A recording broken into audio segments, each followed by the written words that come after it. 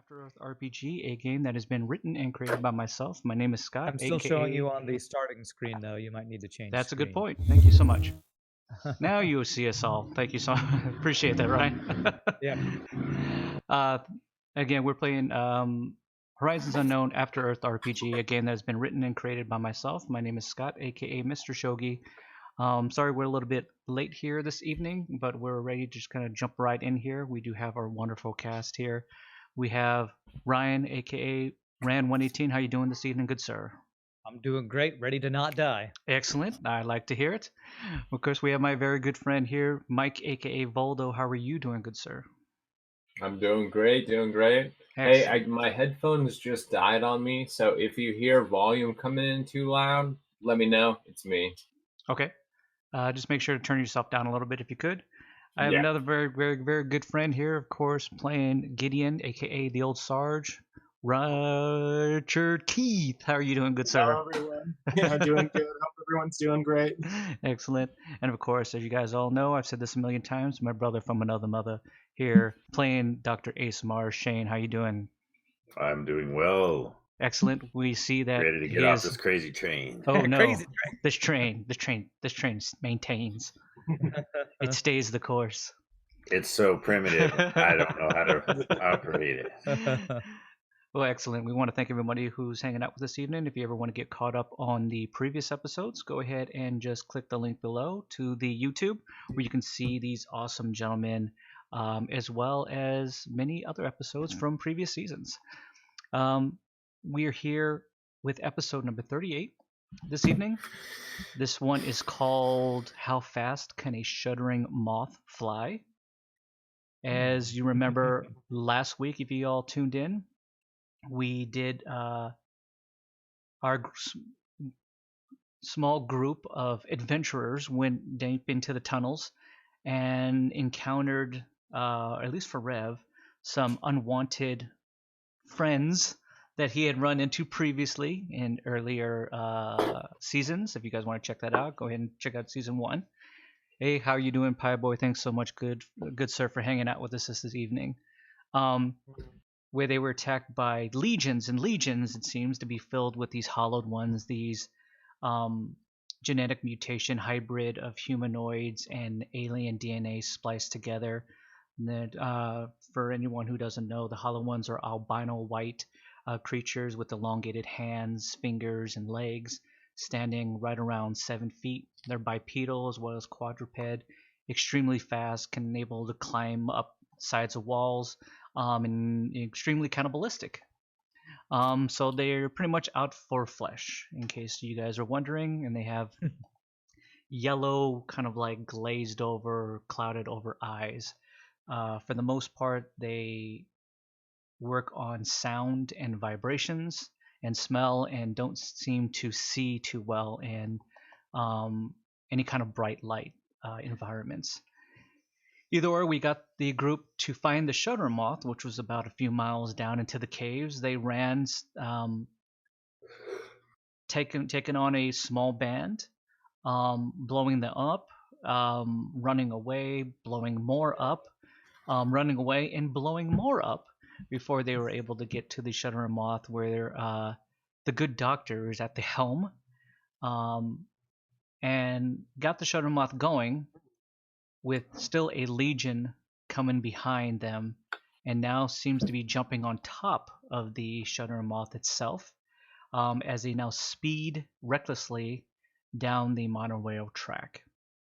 So we're going to just jump right in here, and just for some environmental context here for the good doctor, you are sitting inside the main module, the captain's chair of the shuttering moth, which is a monorail system. I would say that the room in this goes all the way across throughout the whole environment of the shutter moth. It's about 7 feet wide. Okay, so it's not a lot of room.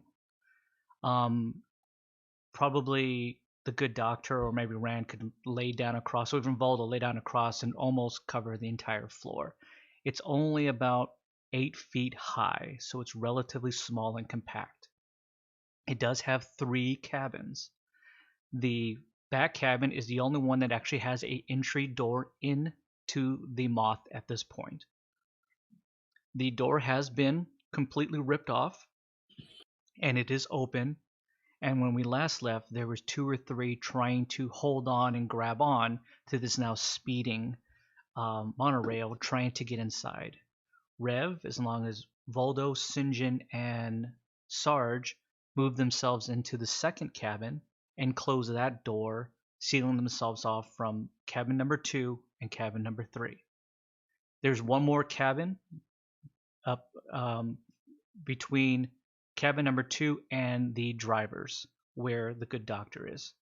For you, the control panel, doctor, is probably about 4 feet wide. Okay, easy for you to control. But the only thing that you actually see on it is, again, this cracked LED screen that seems to be maybe the GPS map tracking. You don't notice really a steering wheel of any kind. So you're not exactly sure, because every time you do take a look at what seems to be the map flickering in and out, as it seems to have been damaged in some way, you do notice that it seems to be tracking probably what you guess for as quickly as you're able to see anything, maybe about a mile or 2 out, and you do see that you're coming up eventually to a fork. So either or path. With that, I would like you to roll just quickly an investigation check.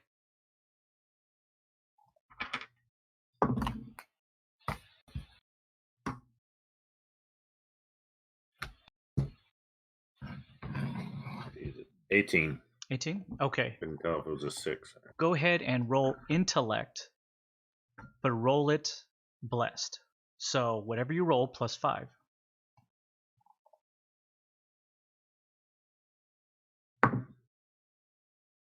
18 again then. Okay, well done. You're able to put together, just taking a look at everything here, that there's the main lever, which seems to be the speed up, speed down. Okay, the forward thrust, and you don't guess that pulling it back would in any way put the thing in backwards motion or anything like that. But it seems to be the power forward and the power down. You see that there are other few different dials that seem to read like just overall engine heat, and what seems to be power limits. Okay, so you know how much power that you're actually giving it. Most of these are for you right now, because it seems to be speeding recklessly out of control, in the red, or at least getting close to the red. The LED screen is there in the middle, and probably onto the far ends, the full extension of about 7 feet, are the 2 very, very large levers that seem to be jutting out from the floorboards themselves, that are motioning alternately back and forth, back and forth. Looking at it well enough and seeing how everything is kind of working here, and based on the speed, you guess that if you're able to get 2 people, or if you think you can reach with enough power and strength to pull them back, they might be in together at one time. They might be some kind of emergency brakes. Okay? As well as you figure that you don't see a steering wheel at all. You don't see any switches or anything like that that would allow you naturally to switch tracks if you were to pick a direction on the fork in the road.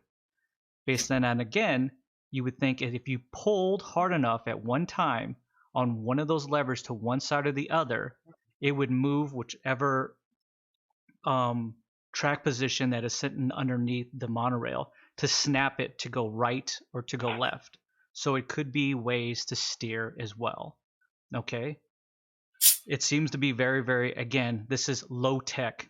This was built by people probably who had been building this with scrap parts, 3.5, miles, beneath the surface here, where you can only build it down there. You couldn't build it up above the surface and bring it down.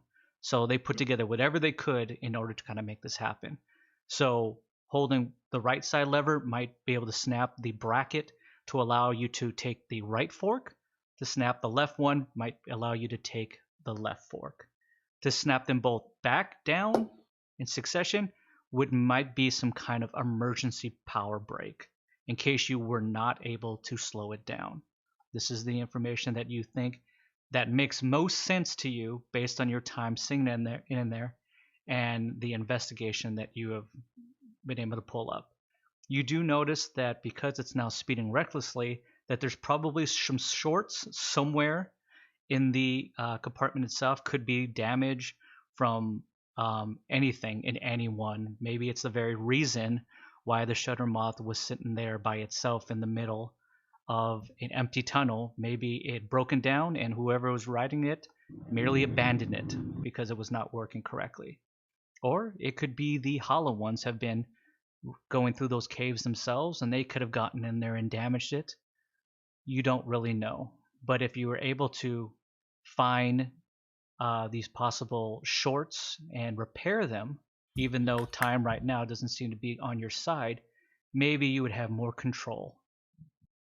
For Rev, for Voldo, for Sinjin, and for Sarge, you were sitting in the second compartment. Mm-hmm. You can feel that the monorail, the shutter moth, is picking up speed quite quickly. It's getting harder and harder for you to stand level, as well as the sounds of things jumping on top seems to be shaking it enough that it causes you to lose balance a few times, where you really just kind of put out your hand to like prop yourself up. They start to become more and more frequent. But as it happens, because it's starting to speed up more and more, you can see through the windows that some of these hollow ones are now just jumping on and just sliding right off. They're unable to keep control and obviously maintain their grip on top of this now speeding monorail. But the frequency of these things slamming on top seems to be growing more and more. It's almost as if you were inside a small tin shed in the middle of a hailstorm. It's just like the reverberating sounds of things hitting, and some slide off, but you can still feel some might still be above you. As you look through the window between cabin number 2 and into cabin number 3, you can see that there are 2 or 3 that are holding on to dear life in that door frame and are now pulling themselves up inside the cabin itself. Based on the information and where you guys are currently at, Voldo, you did want to do something. So with last time we left, Rev, Mm-hmm. you pretty much closed that door, and are you trying to plasma, like seal this in if you have time, or are you just trying to like brace yourself up against it to... For me, I wanted to close the door and continue working our way towards the front of the train. Okay, so I wasn't you just... trying to seal it. Gotcha. I You was just kind of close it as best you close can. it. If there's a lock, hit it. If not, keep booking it backwards. Gotcha. The lock is merely just kind of like a snapping handle mechanism. So It's a lock, but you know that you don't know how long that would even last. Sure. Okay. With that, you go ahead and you slam that door as best you can. You snap it. You hear a lock, and it actually gives resistance. You just walk right past, and you start going up to cabin number 1. I want to head towards cabin number 1 and kind of let Sinjin and the Sarge like keep covering, because they're gonna try to come in from that entrance. We need to cover it and protect the doc who's trying to, get control of this machine. Roger that. Okay, Sarge, you see Rev go ahead and snap it closed, and he just pretty much says, you and Sinjin, can you hold the door? What would you like to do? I'm gonna say I definitely got it, and I'm gonna immediately aim for the creatures coming through the windows. Okay, so you're gonna take aim right through that window as your focal point. Okay. With that, Sinjin agrees that he'll stay next to you, and you both pull out your cannons and you kind of aim it right through that window. Of course, it's going to have to be a little bit higher up. It's not the most comfortable position because it's not full door window. It probably goes from halfway up to about halfway up from middle to top. With that, Voldo, you're coming in from cabin number 1. Rev passes you in cabin number 2, where you still see the Sarge and Sinjin holding that door, guns out. You get the sense that Rev is focused on just getting up to the front and seeing what's happening here. What would you like to do? Oh, I mean, I was going to try and take off that third car, but if we're going too fast, all that's going to do is, like, give us more speed. So I am not quite sure at this point. Okay. Plus, didn't he lock the back door at this point? Yeah. As far as you saw, when you were, like, kind of walking in, you saw Rev kind of close that door and snap it down. You figured that's probably some kind of locking mechanism. Yeah, okay. All right, then I'm just going to actually turn back around and kind of ask the doc and see, hey, what can we do? Okay, so Rev and Voldo come up behind you, Doc. They're obviously talking. Are you guys in the cab? I wouldn't say you're probably in the driver's seat because it probably doesn't fit 3 people at that point. So it's a small. But you can probably talk with them at the door. Okay. Yeah, I'm like at the door, sticking my head in, saying, "What's happening? Do we have control of this thing?" And my head's right below his, but poking through his neck area. Like right here. Yeah, exactly. Hey, real quick though. Okay, I'm sitting in the seat, right? Correct. Where are those levers in respect to the seat? And you said they're coming out of the ground, right? Right. They're coming out of the floorboards themselves. All right. From what I understood of last week, they're moving like this, and that's why we couldn't get it. Right. Okay. And we've already tried to manhandle them, and that didn't work. Well, Voldo tried for a quick second and left. He grabbed it and pulled, and he went okay and left. But I'm saying is, I'm sitting here and I can just kind of grab them like this. I would probably say, in all honesty, if it's 7 feet away, it's probably at the farthest extent of how far you can reach. Like, you could probably do it because you're a cyborg, but it's going to put an extreme amount of strain for you to hold both of those. So basically, and still it was maintain probably power. built for something for 2. Yeah. Than a human to right. operate. Okay, just trying to figure this out. Rev, do me a favor. I'm going to get up out of the seat. I'm going to go to one lever. I'm going to have Rev go to the other. I'm just going to tell him at the same time, at the count of 3, let's just kind of pull back on him, get him to try and steady themselves a little bit to try and slow down. I'm going to tell him also that I got an image of a fork in the road coming up. We have mere seconds probably to figure this out and try and keep from going off the rails here. But we need to slow down. And so on the count of 3, let's pull as hard as we can back. And then I'm gonna go ahead and, as soon as I say ease up a little bit, I'm gonna tug on my side and see if that doesn't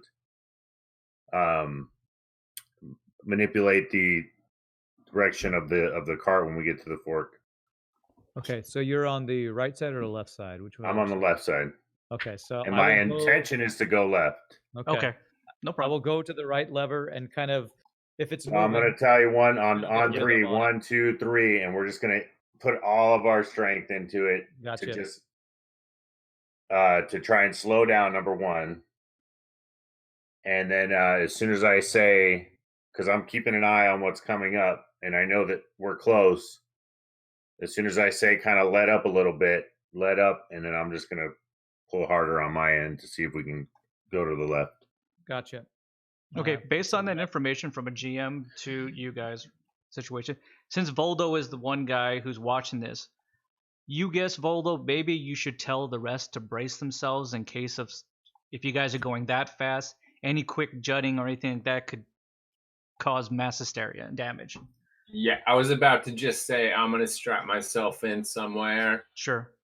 Very close to the front, though. I want to be in the action. And Gotcha. Rev's gonna say, Voldo, let Sarge and Cindy Yeah. Tell Hold them we're on. about to slow down here. Yeah. Quickly. And I let him know in the back. Okay. And Rev's gonna say, Maribel, please brace Jaina's pod. Okay. Okay. Maribel, we got to brace Jaina's pod. I forgot about based Jaina's on that, pod. I would like you to tell me where actually is Jaina in comparison. I know he's always with the doc. Did you have her in compartment number 1? Is that where you just kind of left her? I feel like the doc would have like had her stop in compartment 1 while he goes to. Right. Okay. Yeah. I think at this point we need to make sure that she's just kind of butted up against the front of the compartment behind the control module, so that so she doesn't slam forward, basically. Yeah. Gotcha. Okay. So based on that, when Rev and when you were going from compartment 1 to compartment 2 to compartment 1, you walked in the middle and you went, oh, sorry, Yeah. Jaina. I Sorry. bumped into an invisible thing that I couldn't see. Just kind of moved her over Just kinda into the Like, corner. It's fine. You're fine. Nothing's wrong. Okay, so with that, are you guys going to count to 3, and then it's going to be roll power if you can, please, gentlemen. Okay. The doctor, count it down. You're the one who's doing Yeah, it. count us down. And the I thought we doctor were rolling pulls. first. No. Okay, 3, 2, 1. I already rolled, so. And I roll a. Is it +3 or +2 when you have the keyword? I'm sorry. +3. +3. I rolled a 21. Ooh, Doc. 13. Okay. As you both go to pull, Rev pulls with a little more strength than you. I mean, he counts to you're like 3, 2, and like right on 1, he's like cranking that thing before you do a little bit. Obviously, and as it happened, you feel the whole shoulder moth for a quick second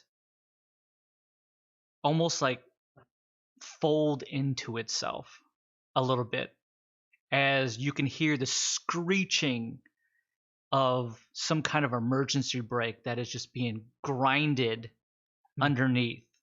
As it happens, everything also Voldo's fine because he strapped himself in. Sarge and Sinjin, I need you to roll athletics, as everything kind of slightly tilts hard to the right.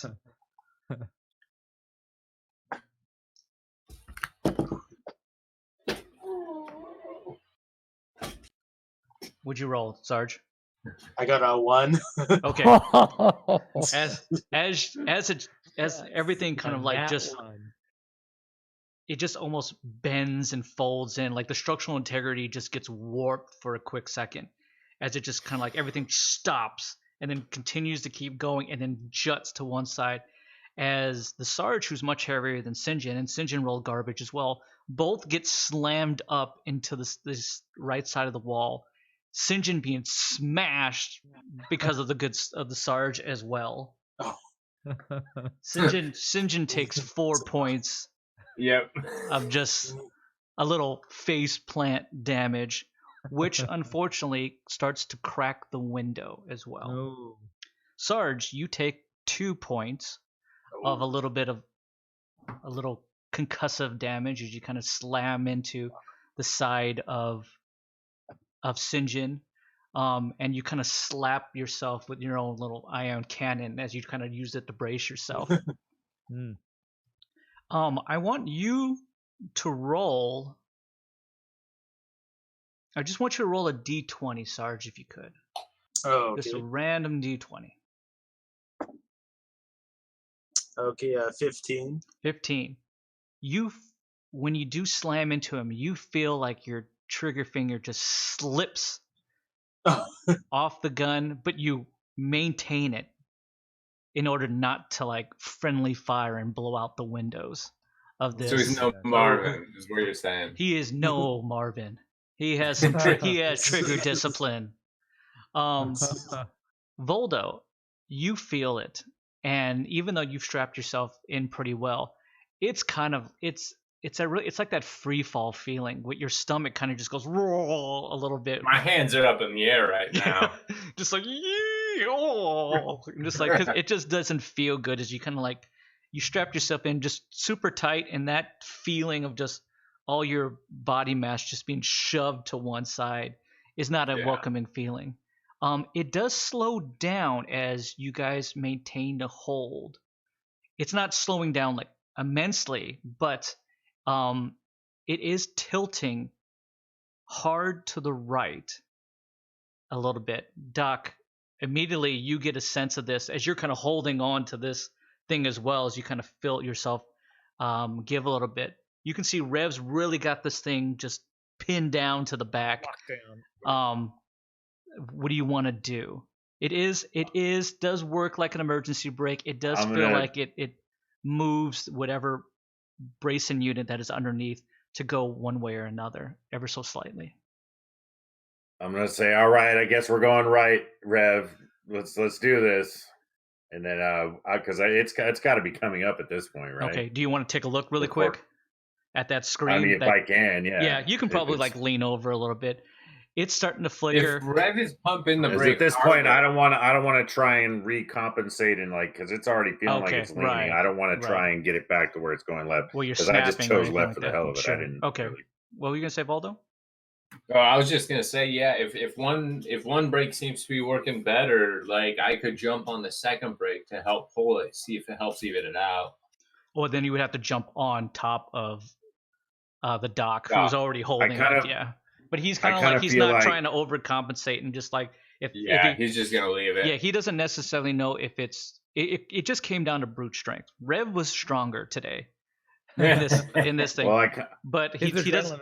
Yeah, he just doesn't want it. He just figures maybe that's like fate. Maybe it's meant to go that way. So he doesn't want to try to overcompensate to like cause any more friction within the thing.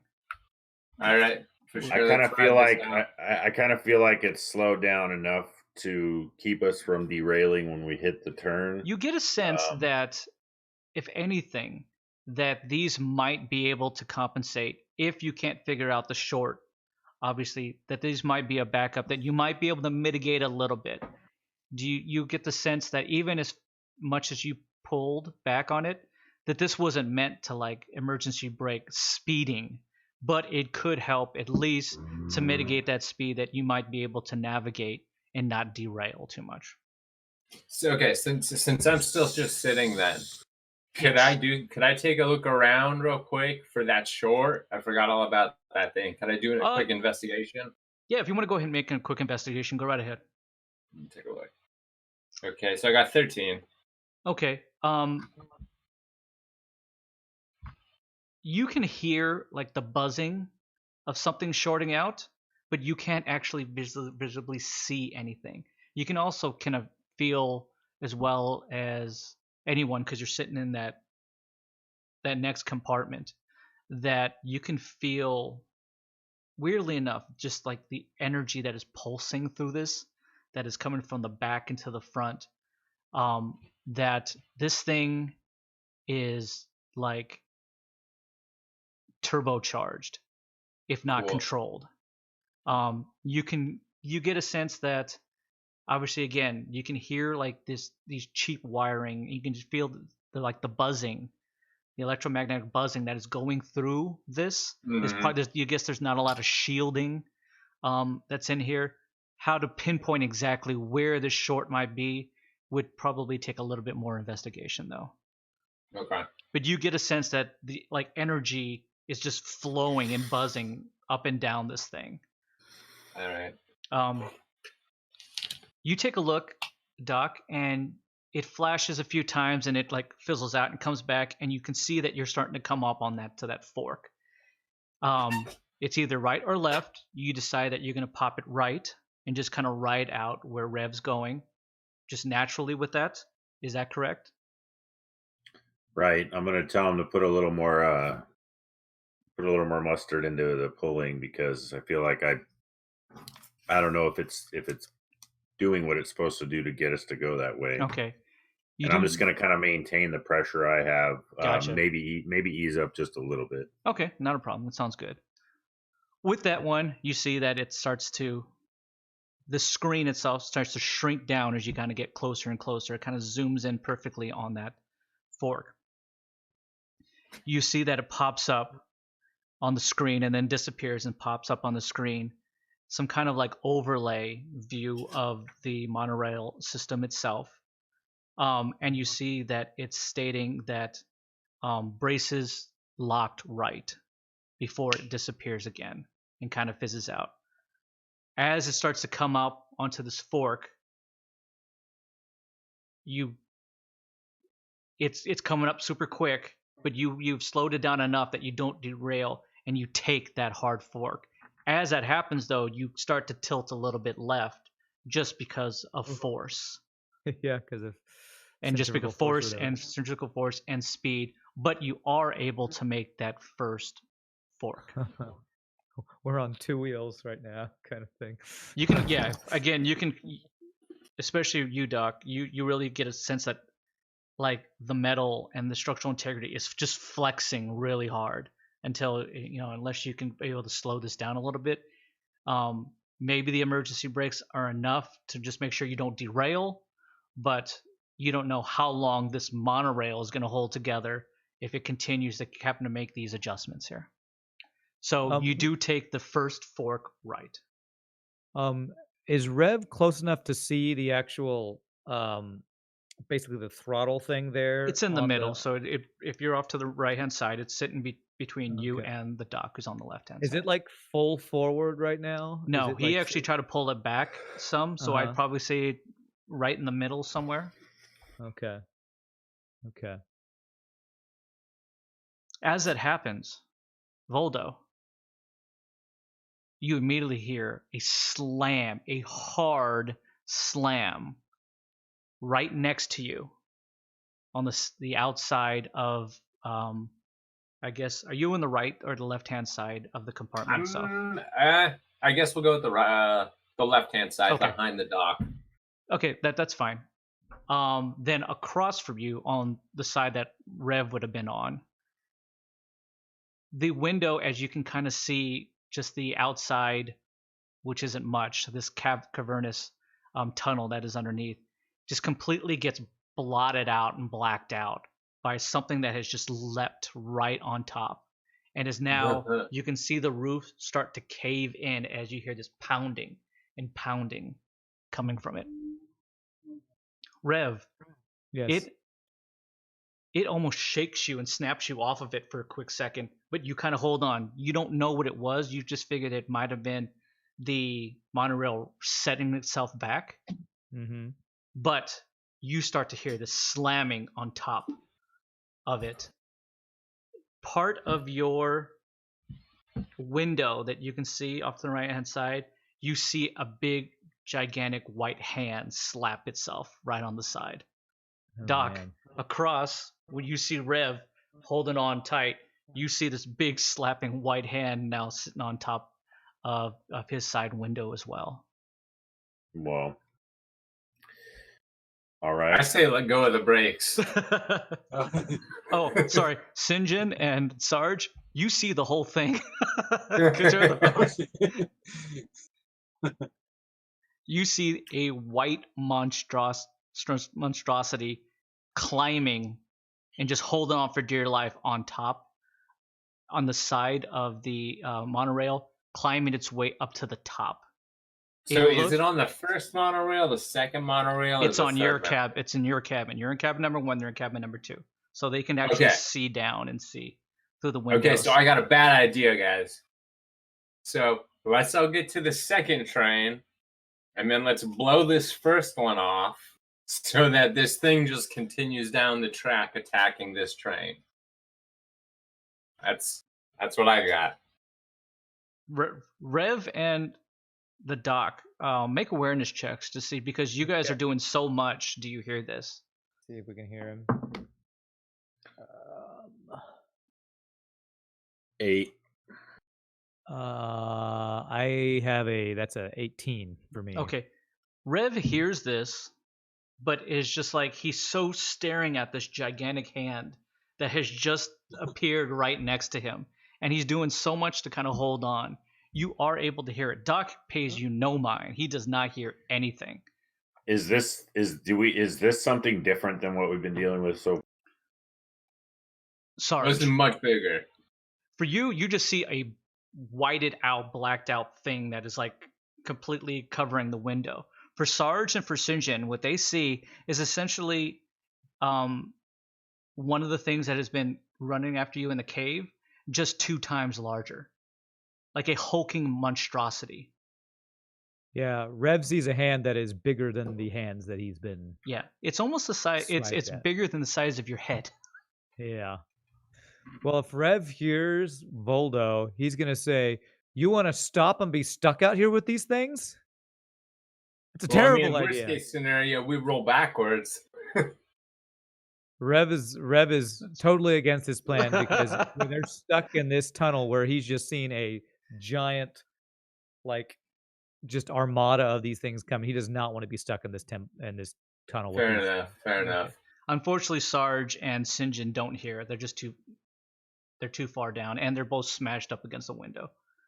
In that case, I said let go of the brakes so we can get out of here faster. Rev almost wonders if there's a way with these brakes, if we can manipulate it enough to like cause enough like stop, start to make this thing momentum fling it off, so that if they can get it to fling off the front, maybe they can ram it or something. He's curious if we can, with our learning of how this thing works, actually get enough stop to let this thing get off of the train with enough momentum. Okay. Like maybe speed up, then stop, something that would jar it loose, basically. Doc? What the hell is that thing?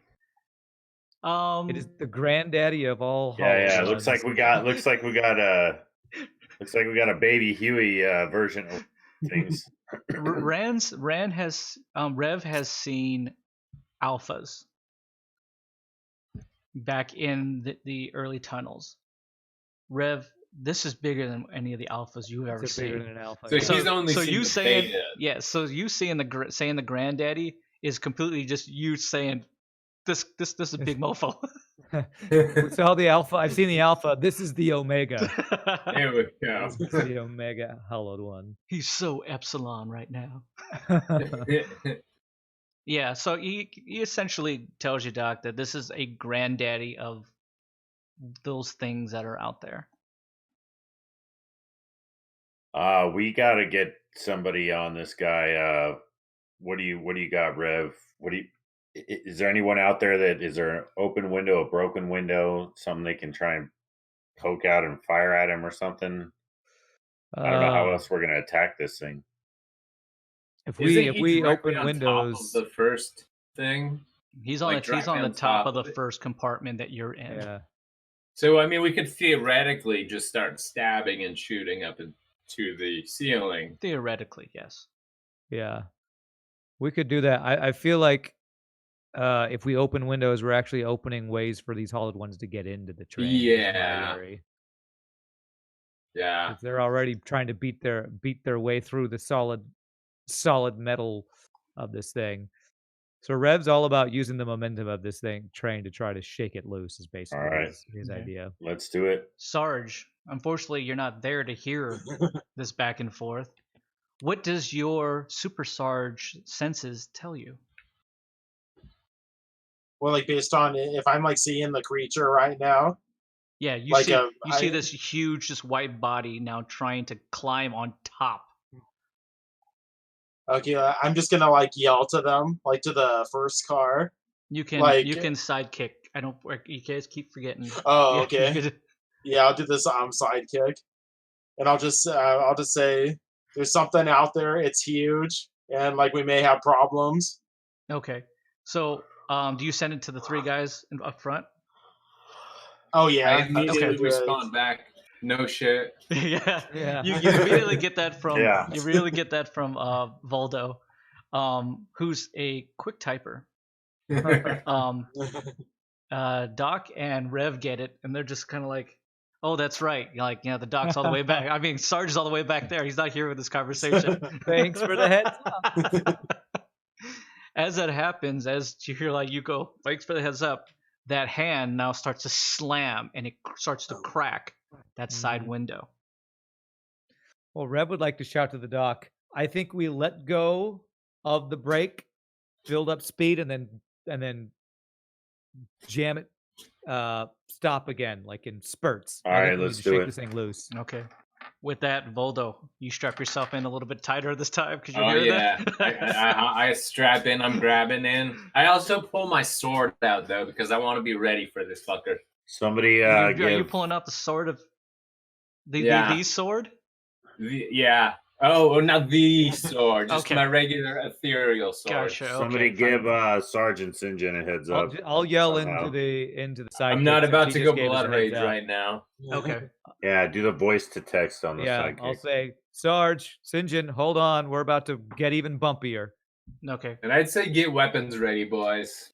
Okay. Yeah. St. John immediately kind of like slumps down and just kind of presses his back up against that side wall in order to create the more center of gravity for him so he's not tossed around.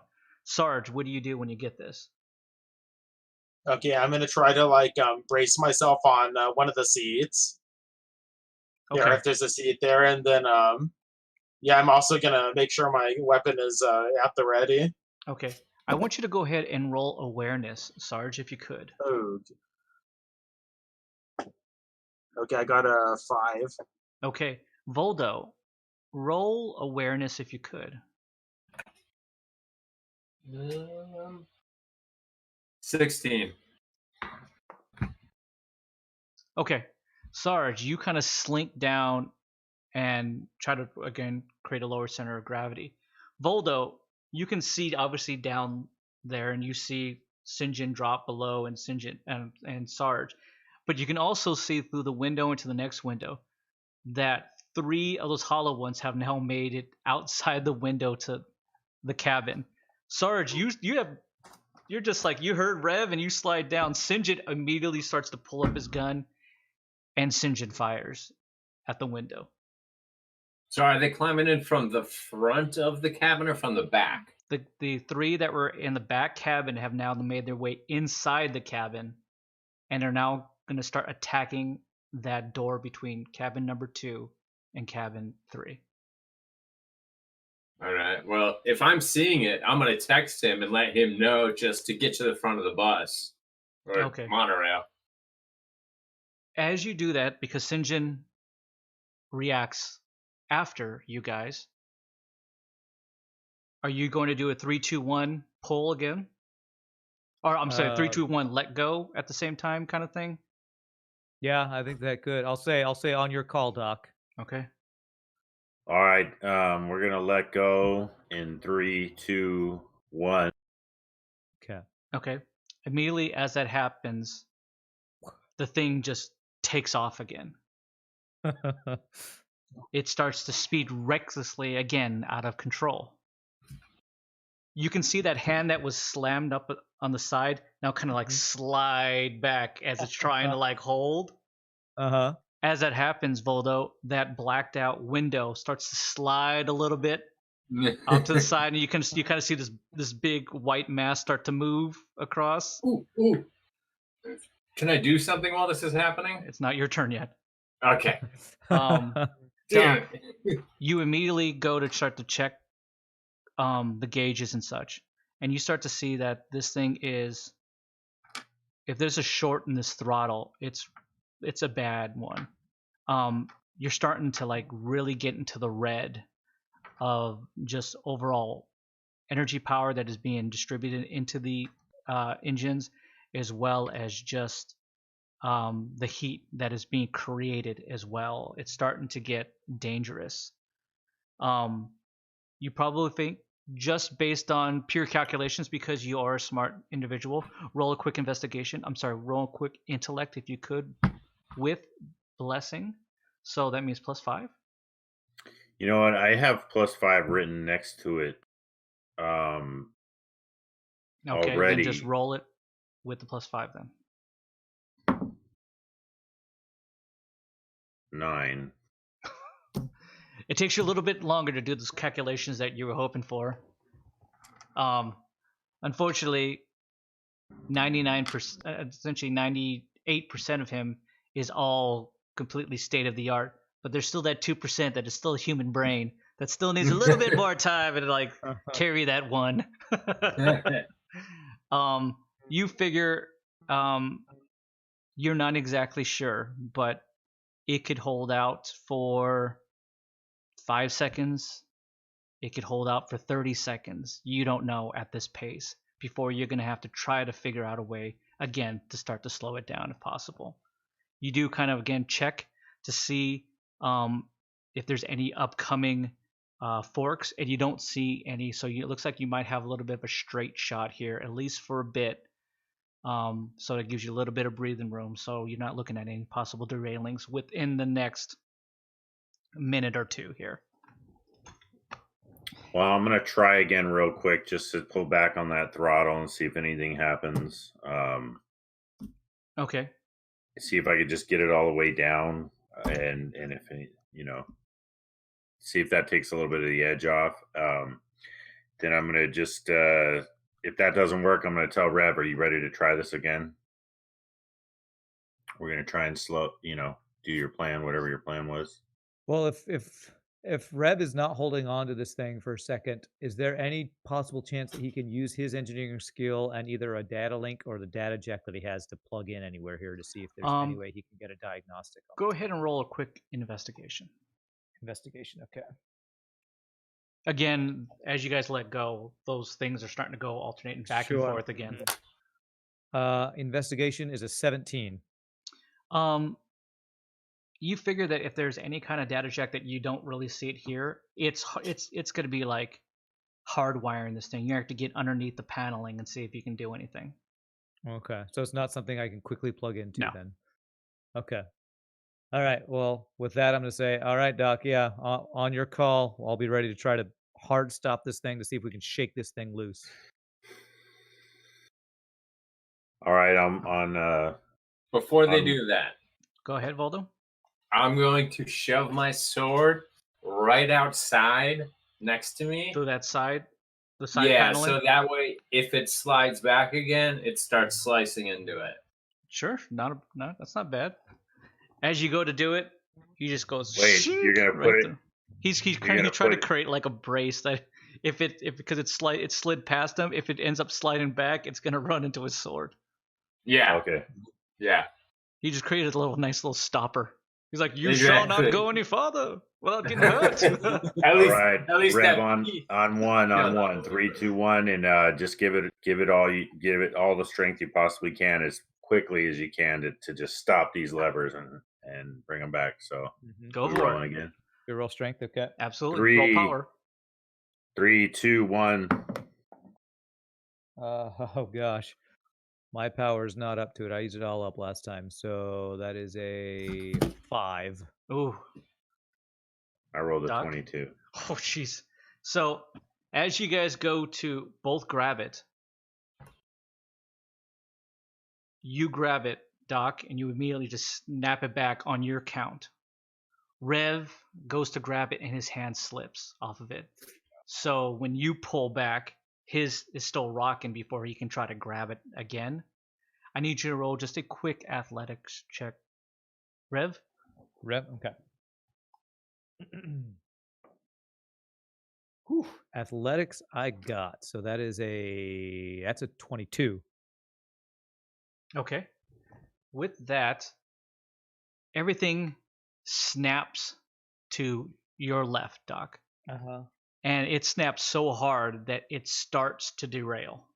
Like everything starts to tip. I need Sarge and I need Sinjin to go ahead and roll some kind of athletics. You're going to try to move yourself out of the way of now Sinjin sliding directly into you, Sarge. 10. Okay. Sinjin starts to slide to you, and just it's an unfortunate thing, but to stop himself, he just sticks out his foot and slams it right into your chest, so he doesn't go completely into you. You kind of give out a and you start to feel everything tip. Rev ends up grabbing back on. Roll power. Okay, let's see if I can right myself. Oh my god. With my keyword of power, I rolled a 4. Okay. He is just unable to get a hold of that lever, Doc. Everything is tilting. Can I shout out, Voldo, give me a hand? Voldo, you hear that Rev calls out to you, and you also start to feel that everything is tilting left now. Like hard left. Like, it's Okay. like, Yeah. Like coming off the wheels. coming off the wheels left. Okay, so I heard him call out for me. Yep. Okay, so I obviously just run up there towards him, and I kind of have a feeling what's going on. Mm-hmm. I'm assuming I ask him, "Do you need help with the brake?" And Rev is just like hanging on. Yeah, he's kind of like hanging on, like, why won't it stop? Yeah, little help. Okay, then yeah, I'm gonna hop on and just, I don't know. Am I pulling? What am I doing? Pulling, You're letting gonna go roll right to pull now? it back to stop. Yeah, you're just gonna roll power if you can. But I need Roll you to roll. power to stop it. I need to know why you do that, Doc, because you're feeling this. Do you do anything to quickly kind of mitigate that a little bit? I'm gonna just kind of look over and be like, "Really? Oh, man, crazy." No, but I'm gonna try and compensate for that and just kind of ease up on it, like Okay, just I figured so. try and maintain control, but ease up on it to where like it starts to kind of like correct itself a little bit on there, maybe enough. Again, you start to hear the screeching of the brakes hold. You rolled a 6? 15. 15? Okay. With Rev's roll and with Voldo's, you're able to grab onto it and even out and balance it out as it kind of like it kind of slams back down. You get the feeling, Rev, because you're riding that side, that it was probably seconds away from snapping off. Like you could start to feel it almost give underneath your feet until you're able to get a hold of it, and you kind of feel it just kind of like flex back in just enough. Doc, we are riding the line on this train. Yeah, this is crazy. Doc actually, because he's so old, for a quick second there, he just hears Ozzy Osbourne in his head. Just going, don't know. Ozzy Osbourne from that Earth, how many thousands of years ago? Oh, the Doc's that old. He's actually from Earth. It slides back in. I'm having fun the whole time, by the way. It slides back in. You've left your sword stuck in the thing. As that happens, again, obviously this one didn't go as you hoped. Do you attempt to try it again? I'll look over the Doc. You got any other ideas? This thing is so out of control. It's hard to control. Shaking its sling loose. Yeah, I assume pulling back on the throttle did nothing. Yeah, we gotta try and get this thing just at one more time at the same time as hard as we can to just try and jar this thing loose off of this thing. And my knife is still on the side, so if we get it good, it'll still okay. As that happens, gentlemen, because there's so much going on, I need Rev, I need Voldo, and I need the good doctor to roll awareness. I need Sarge to roll awareness, if you could, please. Okay. 19 for me. 12. 7. 9. Okay. Rev, you hear the Yes. smashing of a window. From behind me? You immediately know it's behind you. Okay. Sinjin looks up to see the smashing of the back window. They're starting to reach in from that back cabin, starting to scratch at any kind of latch in order to open it up. Rev, do you take a look, or are you just aware that you've heard this? And it was a big smash. I'm gonna say it sounds like we got company, Okay. and I kind of want to, because Voldo was able to more stabilize this thing. I almost want to say, Voldo and Doc, you take care of this, and like grab my sword and like go out there. Okay. Voldo, do you hold on? To do a few, yeah. Okay. I recommend we get somebody out there to start chopping shit up. Okay. With that, Rev, you allow Voldo to slide in to place, and he starts to grab it. Doc, you see this. Rev moves out of the compartment. Rev, you see the huge hand of the granddaddy, whichever you want to call it, now tearing out the side paneling, just almost ripping it out, creating a very large hole for it's too big for it to fit in, but given enough time, you figure that he could rip out the whole side paneling in the top and just be standing there. He is coming in. Okay. Sarge, you see, looking up, the hands of 2 or 3 of those hollowed ones reaching in from the third compartment through that window, scraping at anything to unlock and unlatch that back door. With that, Doctor, you have Voldo there. Do you want to do anything as you kind of see them move out to, like, again, try to slow this down? Or are you just trying again to maybe, if anything, see where this thing is going and maybe make amends and make some kind of plan in case there's other tracks that need to be taken? I was gonna ask them if they want us to slow it down or to keep the speed going or what they want. Right now, the Doc's in control, and Rev is going to be occupied, and obviously the other 2 guys are now occupied as well. I'm afraid that if it keeps going as fast as it does, it's just gonna overheat and just stop. Okay. So I want to see, Voldo. Let's try this, man. Let's try this one more time on the count of 3. Pull back on the levers. Pull back on the levers hard as you can, as swiftly as you can, and let's try and just. I'm good, hard, and swift. Okay. So. Yeah. Because we're having 3 separate things, I need everyone to roll reaction. So let's rock. Okay. All right. So it's -7 for me. You said we're rolling reaction? Yes, please. Yes. Okay. 5. 7 for me. Okay.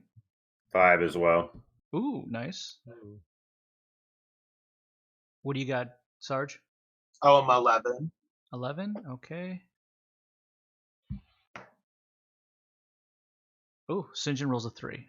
So he's first. Wow, nice. Okay. Oh, wait. I'm wrong.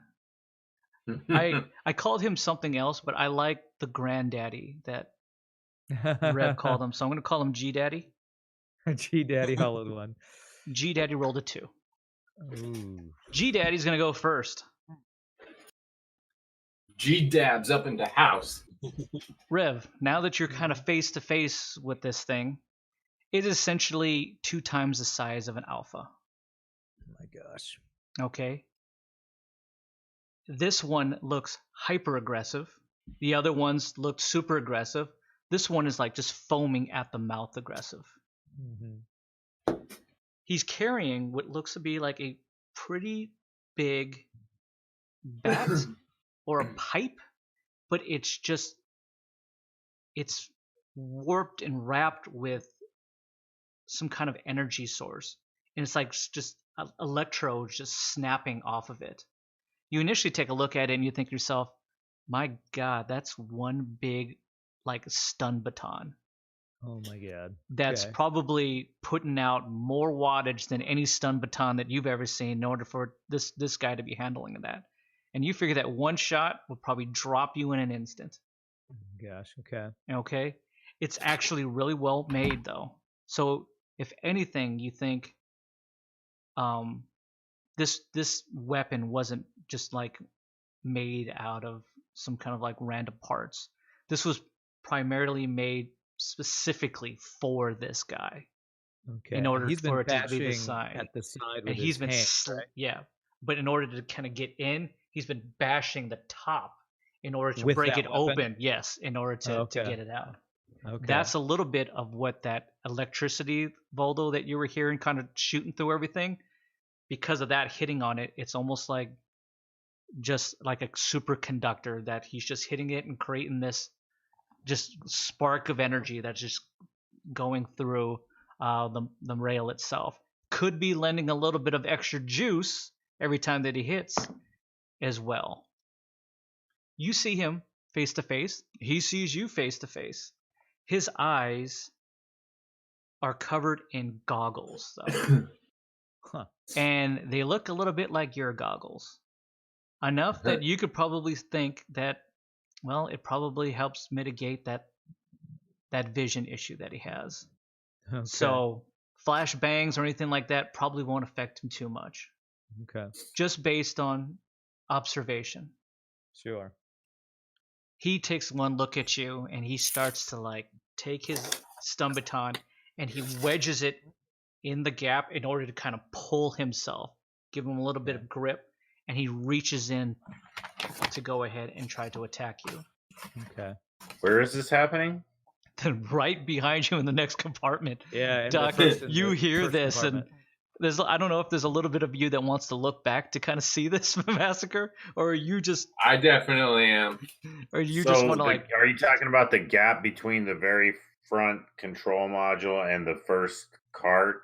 Yeah, so in the next compartment right behind, so the only thing that's the difference is the door frame that's between you and them. You can actually look over your shoulder and probably see this, Doc, because it would be on your focal angle. But he's on top, or is he on top and hanging on the side? Yeah, he's like on top and on the side, and he's ripped a big hole out of the side. So he's just coming in through the hole that he just ripped. Yeah, and and then Rev's right there, just holding looking my at new him. sword, going, holy shit.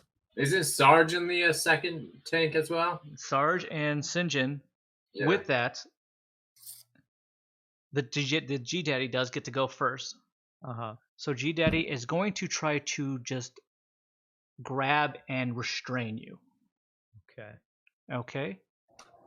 Oh, man. If I can dodge this. If you have dodge, do you have it? No, I have this hasted assault and disallow. Those are my bonus things. I'm just hoping he doesn't roll well is what I'm hoping.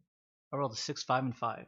Oh my god. He's going to go ahead and reach out, and you're looking at this thing just going, my god, and with like almost lightning reflexes, he goes around and grabs around your arms and shoulders and squeezes you like in one hand. He doesn't have a full grip on you. You can feel that you can probably slide out of one side, but it's enough to feel his power and his grip. If you do have the ability to try to slide out, I want you to roll a power versus power against me at unfavorable, though. Okay. All right. So this is kind of as a power check. Okay. Yep. So let's see. Even though having the keyword doesn't cancel out the unfavorable, right? Nope. You're going to take the -3 because he does have you. Okay, 15 I rolled then. Okay, I rolled a 19. Damn.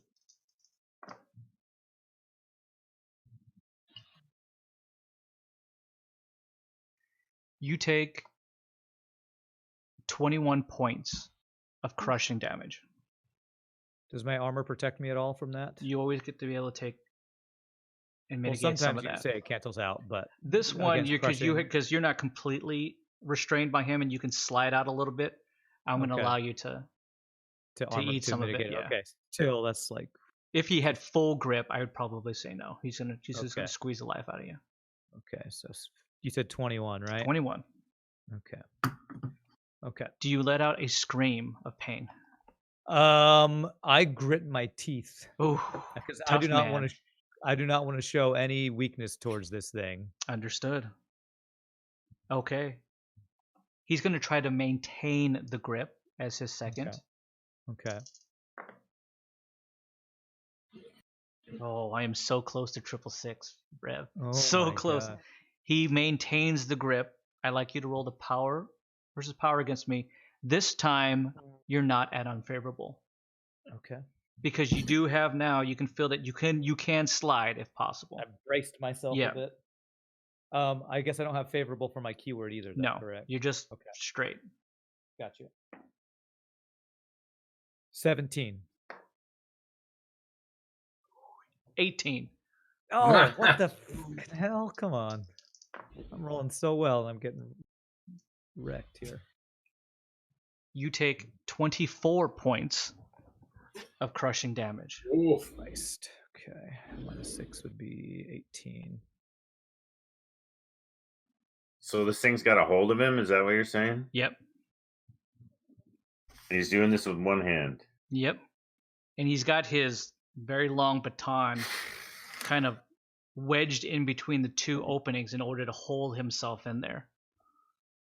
So he's got a like little handle as he kind of like rides the side.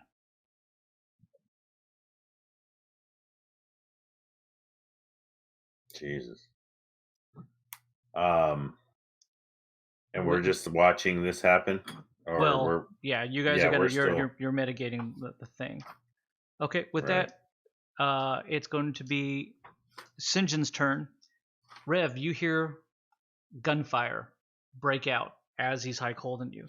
St. John's just gonna light up that window with everything he's got. If you can, Sarge, can you tell me AP Buster? What is it? Oh, for damage, it is. Does it? Yeah, I just need to know damage. 3d4 times 3. And I can hit up to 2 people, right? I know I fire twice. Oh yeah, I think it's okay, I hit both times. So what is it again? My damage? 3d4 times 3. 3d4 times 3. Thank you.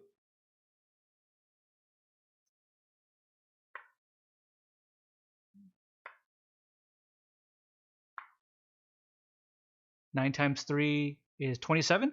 27, yeah.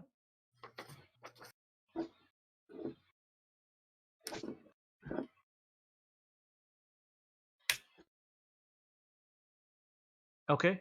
St. John fires his first shots, just ripping right. He doesn't go for the heads. He just wants to shoot right through the door itself. So he's hitting body as much as he can. He fires twice directly in. He actually takes the muzzle and just puts it right up against the door and just unloads on these guys. Of course, it creates a gigantic melting hole right through the middle of just hot ballistic lead that goes through. Rev, you kind of look as you see it, and you see one of these guys reaching through when he fires, and it just blows him like right almost out that back door.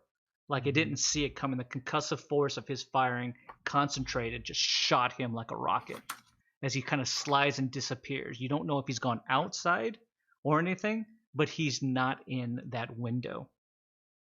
He's going to go out and pull his claws, and he's going to try to stick right through the window, the other one.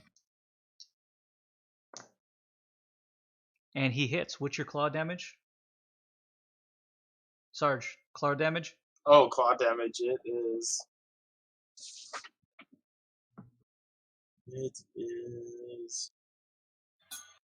Oh, at 3d4 times 3. Okay. 3, 7. 11 times 3. Was that 33? 33, yeah. Okay. And then with the other one, he unleashes his claw, just like the Sarge, and he pounds it right through the door as well, impaling one as it starts to scream out. This one, actually, you see Rev, his head, like dangle, and then like blood start to gush out as he just kind of like looks down. And he starts to violently start to scrape at St. John, who's kind of like holding him back and like just shoving it in there and turning it. That one, he pulls back out, and that one slides down. Again, you're unsure if they're dead or anything like that, but both attacks that St. John have made has been successful. With that, he actually backs back out to allow Doc to slide in, so not strategically, not to like creating space between the two of you that you're not on top of each other. So he kind of backs out a little bit, Sarge, allowing you to slide back in to do yours. Rev, it is up to you. What would you like to do? Oh, I'm sorry, it's Voldo. It's Voldo. I do was gonna say, apologize. I think they're before me. Yeah. Voldo and the Doc are going to go at the same time because they're running the instruments here. What would you guys like to do based on Doc's information, as he is the driver right now? I mean, shit. Well, I mean, if we try and slow it down now, it's gonna throw everybody else off. If there's any way we can possibly, I mean, if they're battling, it's not like they can sit there and brace themselves. So, I mean, I still recommend we try and get this train stopped some way. You know, like, or at least maybe hopefully get to out of the tunnel or somewhere we can stop it safely, where we can at least have a battle with more than just 2 people. 3 people. I'm gonna look at the screen again. Okay. And I'm gonna take a serious risk that we are gonna be on this straightaway for long enough, and basically are we increasing speed at this point? Do we keep increasing speed? No, at this point you're just maintaining speed. You're not slowing down, but you're also not speeding up. You're doing enough to mitigate that. I asked Valdo, I say, hey, you want to join the fight here, and just if we're on a straightaway, I'm just gonna tell Valdo we're on a straightaway right now. If we stop this, we run the risk of screwing them up and hurting them. We can't warn them right now, really. Doc, let me just stop you right there. I've been waiting for you to ask me to join the battle. Yes, I think we maybe see if we can do some damage. Okay. And my rationale is that if it overheats and starts to stop, at least we're going straight and it'll just wind down and stop and we're effed. Yeah. Or, and we're gonna have to fight either way. So at this point, I don't see we've already tried twice to really slow this thing down. There's no indication whatsoever that even if we slow it down, we can maintain that slow speed. Yeah. We almost went off the rails last time if he rolls a weird roll or if I do. So let's just try and take care of this bad boy. Try and take care of this stuff. Okay. So I'm going to at this point I'm sure I've noticed that Rev's pretty beat up. But wait, you take a look back and you see that anything. It's harder for you to see, Voldo, because Rev's essentially behind you and there's a partition. Okay. Doc has the angle. No, I'm just saying in regards to how this looks for you. Doc actually has an angle where he can see Rev and he can see this thing. You would have to let go and then look around a corner to be able to get it. So based on that, because I said you guys could go at the same time, I will let you guys decide what you guys wanted to do. Okay, I'm going to turn over to Doc and be like, Doc, if you want to try and take this second handle, try and get a little bit of control of it while I'm back there helping the fight, because, I'm going to be jumping back there, so I don't know if you want to hop on to the second lever. Doc can still send drones and stuff from where he is up there, right? Yeah, Doc has the ability to do that. He doesn't necessarily have to be, personally there. So, that's what I'm just letting him know he might want to grab this second lever. Keeping that thing steady. Yeah, but Scott said it's not really possible for me to grab both of them at the same time. So yeah, he would if he did, he wouldn't be able to make the power rolls to be able to pull back those evenly or within. But we're just trying to keep it stable, right? Oh, yeah. And if we just kind of let it go as is, it's gonna stay true on the track. And I'm just trusting that we got miles of straight track, hopefully. With that, then Voldo releases his hold and goes back there where you see Rev is gritting his teeth and restrained partly. He's starting to kind of slide out of it. But there's a big, huge monstrosity that is riding the side. And it's ripped a opening in the side here as well. And he's focused on Rev right now? He's focused on Rev, yeah. He's got me. He's like the Rancor with Luke in his hand. Yes, he is. Yeah. So if I attacked him, would it be at favorable? Sure.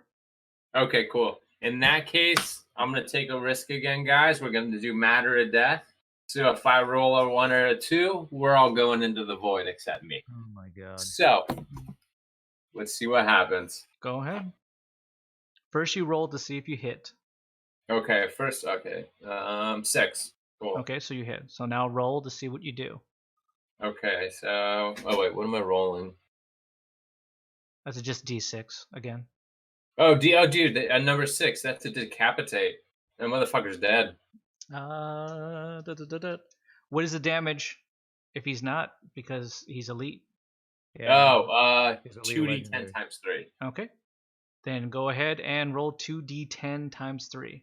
Is it 2d10? Right. That's it? Yeah. Okay. I mean that's a lot of.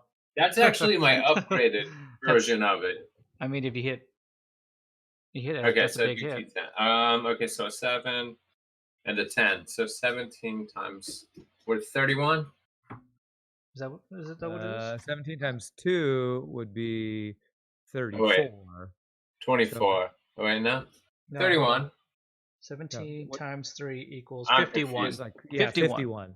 51. That was close. Don't short yourself. Seriously. All right, 51. Dope. I'll take that. Oh, okay. Where exactly are you trying to hit it? Like in its big hand that's been reaching in? Yeah, you said it has a grip on him. Yeah. Yeah, since I rolled a 6, I'm gonna say I got a pretty good shot at it. So I'm gonna try and just aim for the arm that's actually handling him. You got it.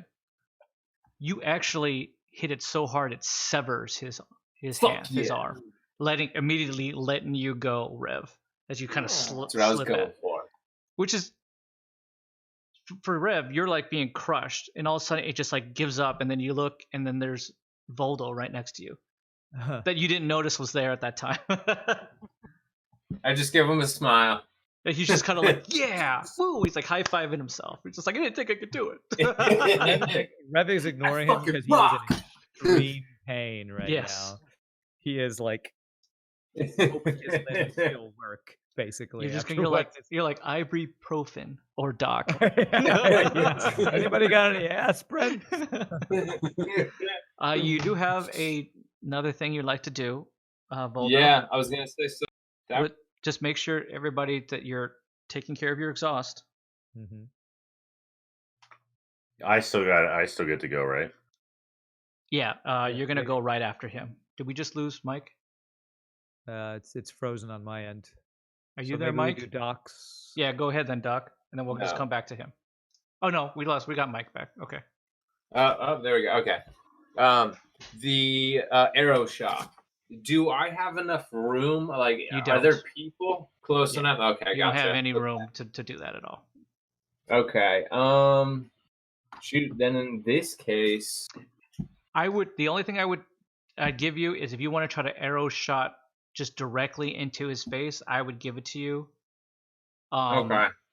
Just be aware that if you do that, because of what you've done, that he's going to get favorable attacks on you for the rest of the encounter.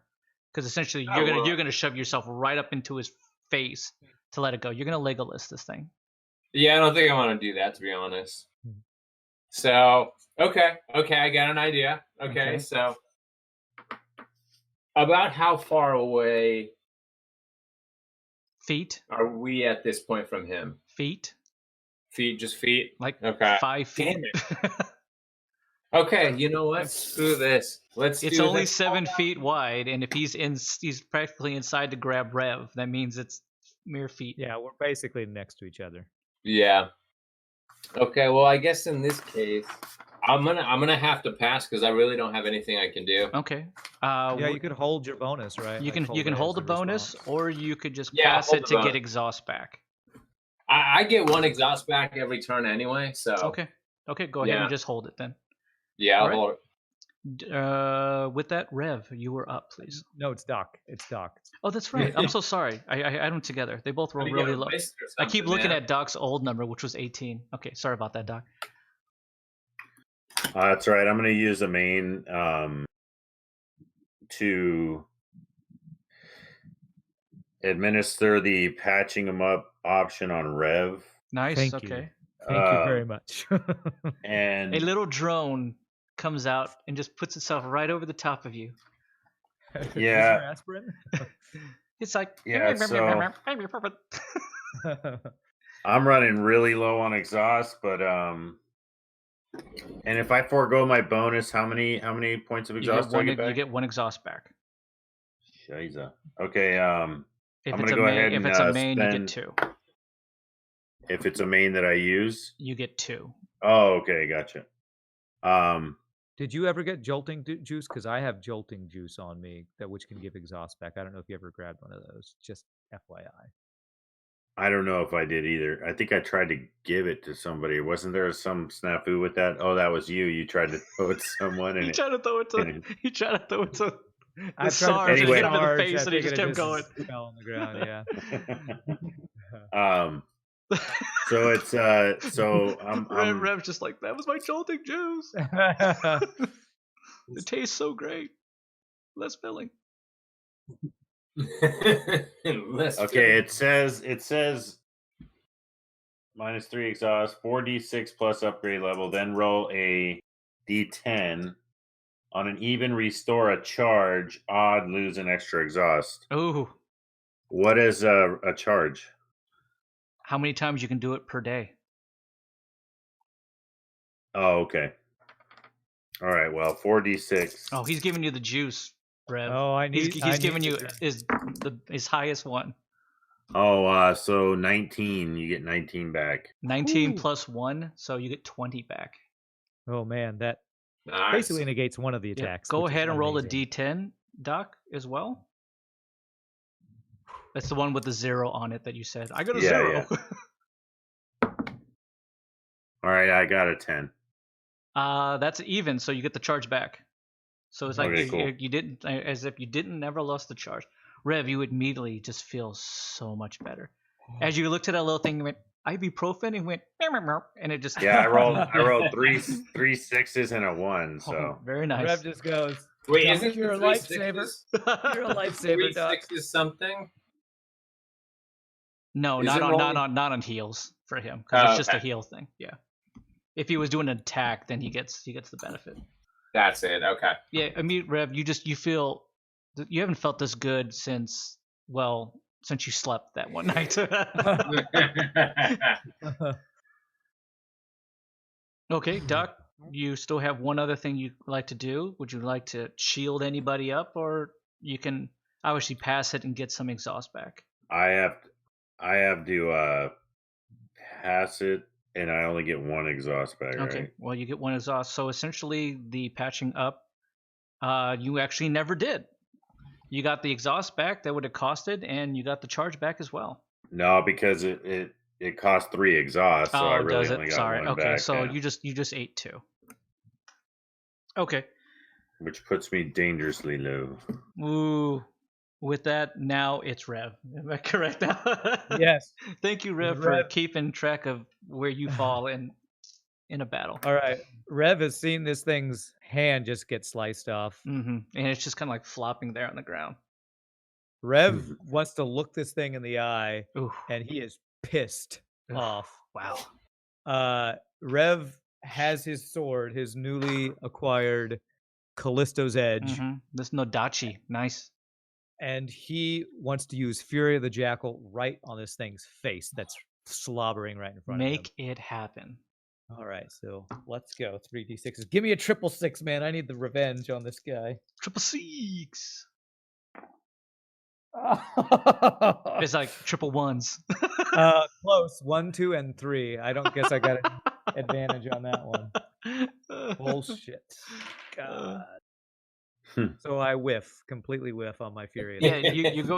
You know what?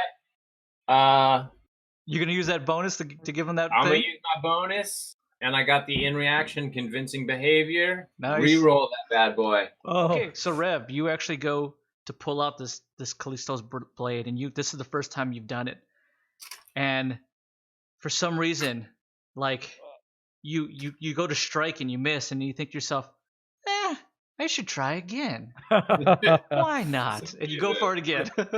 my arm is a little hurt from that little squeezy. All right. Did he say a little squeezy? That little squeezy. That's gonna be my new abilities. I'm gonna hit you with little squeezy. You got 14 little damage squeezy. Okay, I'm not even looking at this one. He's not gonna look at the rolls. Oh, 2 5s and a 6. There it is. That hits. All right. Okay. That's what I'm talking about. So you do not have you do not have your bonus anymore, Voldo, because you spent it to give him that. Okay. Okay. All right. Heck so twice in a week that's worked. if it's only one target, I can spend 1 extra exhaust to hit the target twice. This is a skill level 3, so it's a 3d10 times 3 in damage. Gotcha. And I'm going to do this twice to this guy. No problem. Give it to me. G Daddy doesn't feel any pain. And if he has armor, I have the 2 penetration from this new weapon, by the way. G Daddy doesn't need armor. We could have used armor for that arm. That's good that point. is let me get my calculator out. G Daddy just goes, Okay. G Daddy didn't need arm. It's just a mere scratch. Arm only weakened G Daddy. My first attack is 18 times 3, which is 54. Oh Jesus Yeah. Christ, dude. Oh, Rev is mad. The fury of the jackal. Oh, G Daddy. Okay, and here's Bring my it home. second attack of damage. Fine. Only a scratch. I mean, deep scratch. So deep. It's really deep. Okay, this one's deep. So deep. That's what she said. And the second one is 39 damage. Oh my gosh, dude.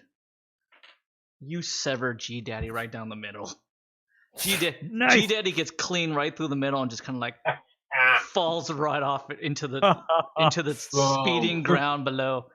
Immediately you hear G Daddy just go, oh. I want to when I kill him, I would like to first slice him right down the front of his face. Oh gosh, and then the second time I want to slice off his second arm so that his weapon stays inside of the vehicle that he was Poor holding. G Daddy.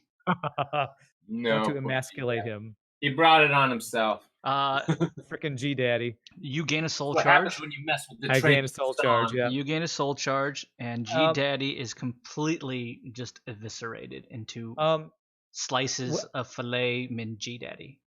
Can I use 1 soul essence to restore and then restore that one since because I can. You want to restore and then restore? Well, no, I want to expend 1 exhaust, one to get the soul charge to get exhaust. to get exhaust back. Yeah, correct. you can always do that for your soul charges. Okay, That's cool. how the So I'm soul gonna charge. do- It doesn't matter what so the I get- weapon is. If it has the ability to soul charge, you can do it. Okay, all right, cool, perfect. So awesome, and I'll restore that charge. Okay. Well done. So do do I have still have a something- bonus, or did that you- use my no, bonus? you since- still have a bonus. Okay. Can I look back and see how the Sarge and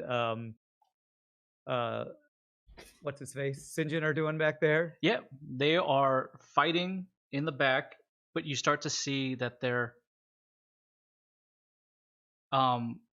more that are coming through that back door, like just Okay. over the top of something. You figure it could be the dead bodies of the ones that Sinjin just put down, until you start to see these battered ones and bleeding ones start to get up just barely, and they start to make their way back to Okay. that door. Okay. Well, then I think I would like to. Damn, I got rid of my small heal, so I only have my big heal. I think I want to actually turn towards them, cover half the distance to like back them up, Okay. but I want to hold my bonus in case I need to assist them with one of my utility skills. Understood. Okay. With that, And I'm going to yell out, "I got your back," is what just to let Okay. them know. then supporting Gideon, them. you are up. What would you like to do, sir? You were looking Okay, down a window that has 5 guys that are coming up through that back compartment. And you heard Rev just go, "I got your back." I got your back. I guess I'm gonna try and open fire right on that window. Okay, what are you using? Like I'm gonna use my AP Buster. Okay, there's 2 faces that you see. Are you trying to split the 2 shots? Or are you trying to hit one Actually, person? yeah, I would do that. Okay, go ahead, roll it. Okay. First the end. First, always see if you hit. I got a 16. Roll to hit. Yeah, you need to roll a d6. You roll d6s to hit. Oh, d6. Whoops. Oh, the hit. Oh, I thought it was the other. Okay, And roll. Is AP Buster upgraded? Or is it just standard? I think it was. I don't think it was, because I think you upgraded all your claw stuff. Oh, yeah. Yeah, just 3. Okay, so it's just 1d6 to try to hit. Oh, okay. So 1d6. Okay, I got a 5. Okay, first one hits. Roll it again to see if you hit the second one. Okay. 3. Okay, you missed the second one. So you get to hit once. Okay, so give me some damage, Sarge. Okay, so 3d8 times 3.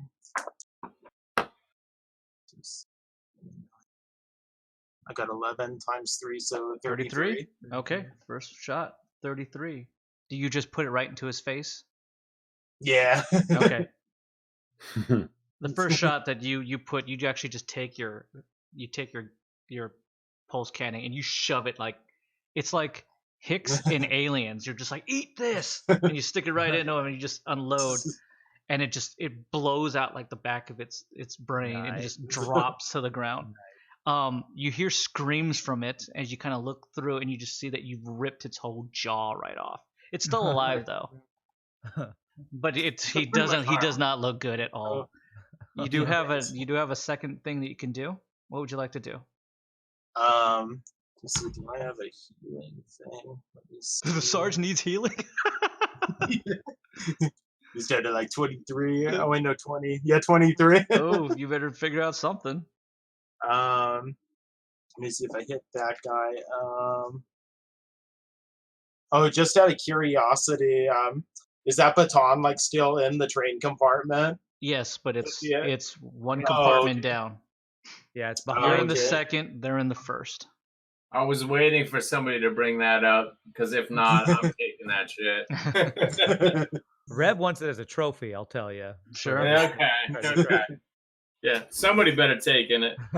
Voldo takes the hand. He's just like, yeah, put it in Yeah, my there we pocket. Maybe just a finger. I'm just going to cut a finger off and hang it onto my belt. What would you like to do for your second attempt? I guess. Do you have a heal? Would you like to heal yourself? I do not. Ooh, you went down that road. Ooh, but I do have. I do remember that you told me, like, I don't need a heal. Number one, I'm like a tank, and besides, Shane will heal me. I think that's what you said. Oh, one thing that I realized that I didn't do is I do want to activate my Mars program. Okay, your Mars program's been activated this whole time. Oh, It doesn't stop. So I'm sorry. This thing takes burn. Okay, so let me give that damage as well. Okay. Ooh. Oh, I do realize that I have a utility skill for healing. What would you like to do? You're gonna do that heal, that secondary heal? I think I'm gonna do that one. Okay. So it's so that'll be your bonus. So 4d6 healing back, it says. Okay, go for it. Roll it and see what you get. 6.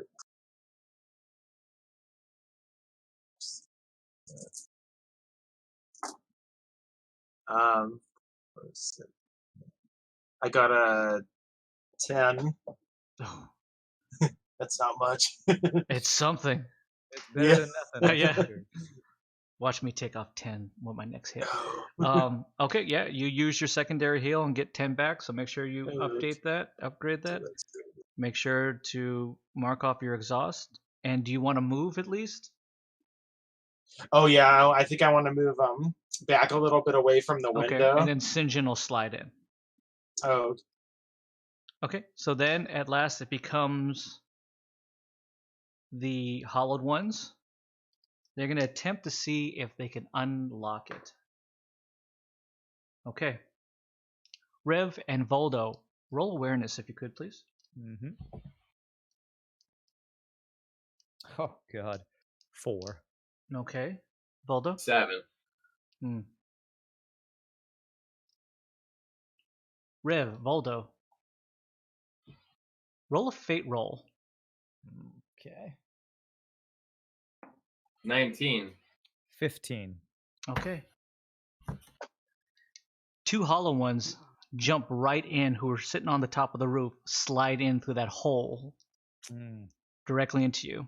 Instead of landing directly on you, you are able to slide out of the way as they kind of like just jump directly in, still giving you the opportunity to attack them. Okay. Unfortunately, Sarge, the back door slides open. They officially have gotten in to your cabin. The first one's going to attack St. John. The other 2 are going to attack the Sarge. And these are different ones than the ones that just slid in through the hole, correct? These are just the hollow ones. These are the ones that are not as hurt. The other 2 that they actually did damage to are kind of like flopping and barely getting up in the back, so they're farther back and hurt. Okay. The one hits St. John. The other 2, they're going to attack. First one misses you, Sarge. Oh, okay. The second one misses you, Sarge. Oh, nice. Ooh. But St. John's going to get attacked, and they're going to do diseased bite against him. Ooh. And they successfully bite St. John.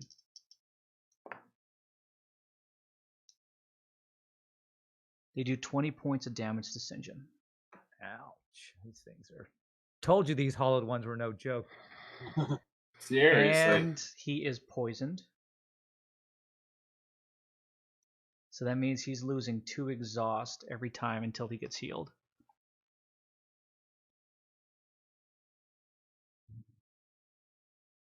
With that, the other guys are damaged and hurt in the back. They're going to try... The one that hits is going to try to just vicious strike at St. John. And they hit St. John. Jeez. 6.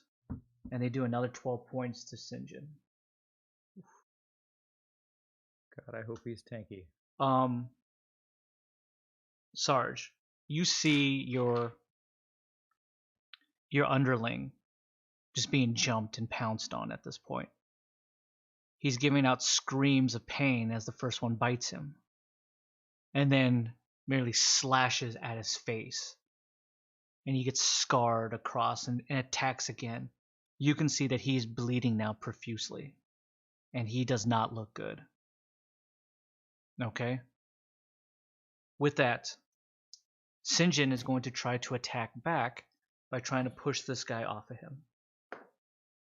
And unfortunately, he's unable to. The poison is now working its way through his veins. He's going to just try to do a Clarium Claw strike. How much is it, the claw? Is it 3? Oh, it's a 3d4 3d4? times Thank you. 3, I believe. Yep. With this one, you see that this monster is on top of him, but then you see these claws jut right through its back as he makes a strong attack, just melee, just impaling this thing.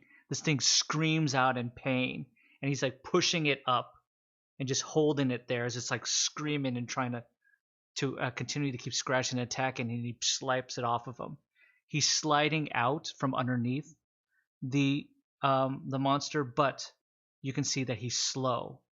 You can see that he's starting to get kind of a greenish, dark gray hue to him as the poison is pulsing through him. He gives you a look like, I don't know, Sarge, if I'm going to make this one. Revs still has his bonus. Rev, you do see this, yeah, because you Yeah. were the backup. Yeah, I was the backup. I can't remember if I used my Blessing of the Wolf within the day that we've been having this fight. What does Blessing of the Wolf do? It's once per day. It's a full heal, and I can, with 1 extra exhaust, I can do it on an ally. I just can't remember if the last fight where I used it was. I don't remember. I don't recall you using it. No. Yeah. You don't recall me using that? No. Then I would, for the bonus that You've been holding? that I've been holding, I would like to use Blessing of the Wolf. Okay. On Sinjin to keep him alive. That's a full heal?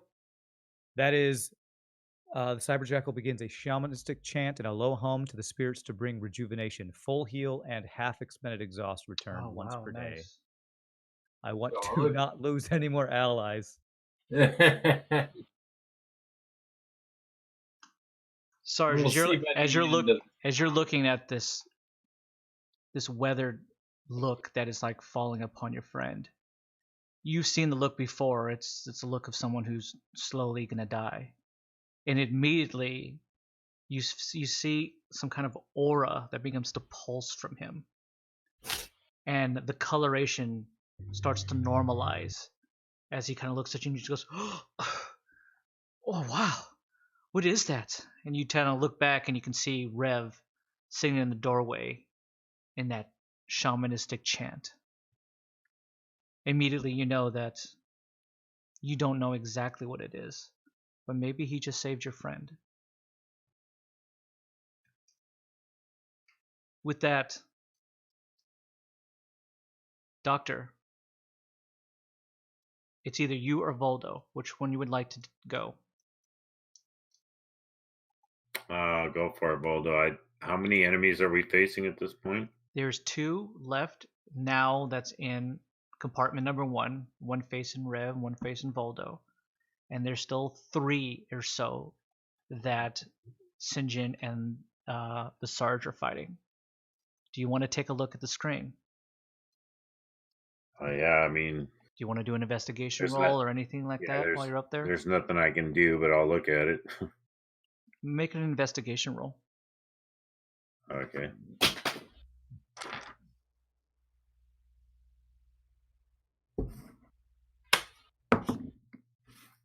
Oh, I got a 23.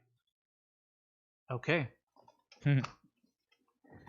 As you are sitting up there and you're just merely looking at everything at this point, you're watching what is happening on the screen whenever it does pop up. You're trying to keep your eye on obviously your comrades and your cohorts in the back. You start to notice as you look down that underneath the control panel you can see little flashes of light that seems to snap and flicker, snap and flicker. Would you be interested in taking a look? Yeah. Because Okay. I didn't notice them before. Right. You did not.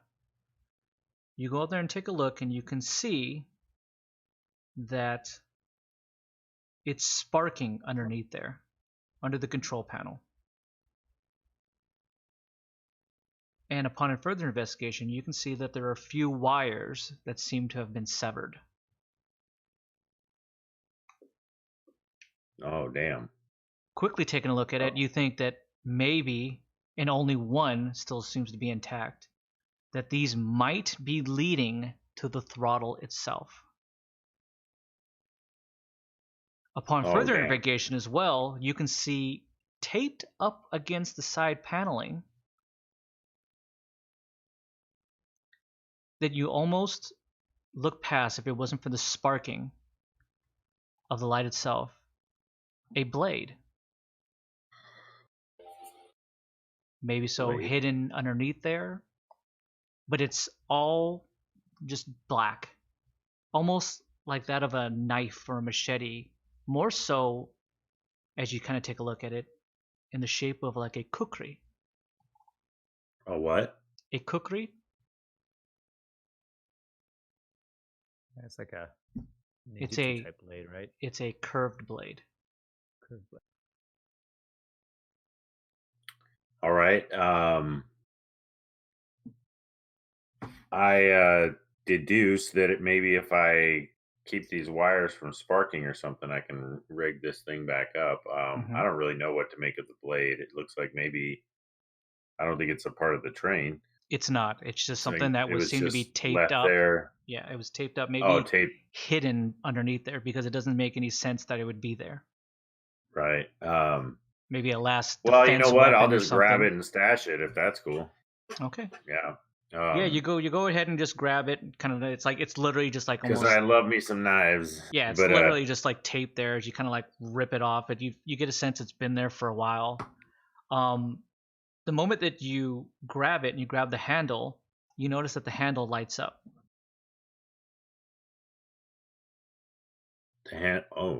of the blade. The handle itself, yeah.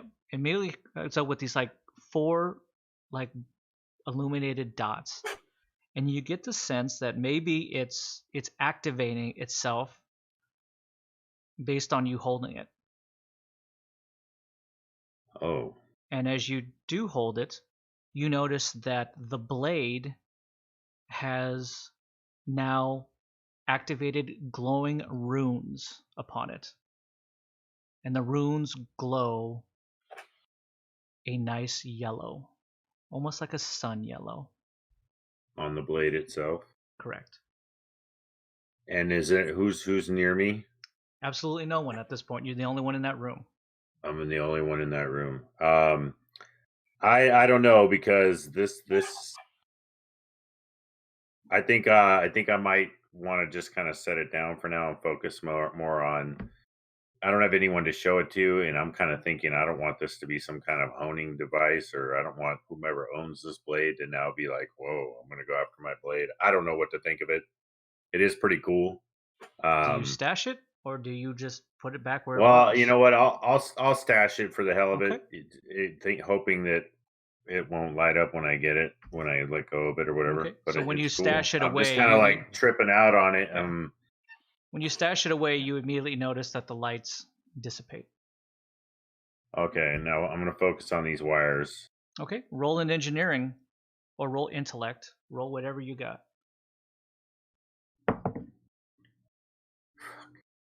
10. Okay. For intellect. You begin to try to piece these wires back together. Okay. That's what you're going to do for your turn. With that, Voldo, what would you like to do? Okay, so I'm in the second car, right? You're in the first cabin. First cabin with me, with the 2 things with us. Yeah, okay. And there's still some alive in that cabin. One of them you said was like facing me? Yep, and then one's facing Rev. So yeah. 2 jump in. And these are just the regular ones. They're not like the big daddies. Yeah, these are just the okay. Gosh, I mean, actually, let's have some fun with this. How many total are left alive? You only have 2. It's just you and him just are the only alive, ones. Yeah, you don't have the ability to take out the other ones. They're in a different cabin. Okay, well, I mean, I might as well pull out the blade of the endless night. Oh man, he's going big dog. Might as well have fun with it. Okay, with that, what emerges in front of him, Rev, you do notice this, is a dark globule cloud or something or like that he actually reaches directly in, and you actually see his hand disappear within it. That seems to formulate in front of him. And what he does is he pulls out a sword draped in pure darkness and in stardust from the ether, from the void. And as much as you're getting in touch with the spiritual side of you've never seen anything like that before. He's reaching in to, but then again, he is somebody who has the ability to effectively create rifts. So maybe you think it's just a little baby rift and he just pulled something out. Okay. And unveils the sword of endless night or whatever it's called. I think that's what it's called. The blade of endless night, yeah. Okay. Okay. And then from there, I'm just gonna use my 2d12 3. You are officially considered bloodthirsty. Do not forget. You do have disadvantages to wielding the weapon. Yeah, unfavorable attacks. Yeah. Okay, so just my basic attack with this is going to be a 2. It says do 2d12 and then times 2 or 3. I never figured out what that meant. It's probably just 2 right now. 2. Okay, that's what I figured. Okay, let me see if I can get an attack at these bad boys. 5. I don't think that counts, right? 5's a hit. It is? Okay. Nice. Okay, cool. So then, 2d12 times 2. Okay. Wow. So what So can I you got max out at? 12. Like 64? Yeah. What was that? Well, it'd be 48 if you rolled 2 12s. Yeah. Okay, 48. Oh shit! I got a 12 and an 11. Oh shit! So That's close. 47. 47. Yeah.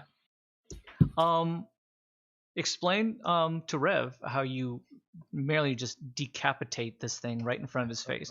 That you unveil this thing, and all of a sudden you're just kind of like sweep. Yeah, I slowly walk up to him, thinking I'm like tricking the other guy, thinking I'm gonna go around him, and then as I'm like slowly right up to him, I just chop his face in half. Fair enough. Leaving the front half of his face to slowly slide off. Okay. Well done. He is completely faceless and dead. There we go. Either way to say it. Be aware, you are bloodthirsty. That means you have to continue to keep attacking and killing things, or you start to pay a penalty for it. Yeah. So please make sure that you're taking consideration of all those things. And then once this fight is done, then the blade automatically goes away. Only if you decide to put it away. Okay. But you're gonna have to make a roll and see if the blade still hungers. Okay, gotcha. Okay. You do have another ability to do. You can dispatch the one that's standing in front of Red if you like. Let's see.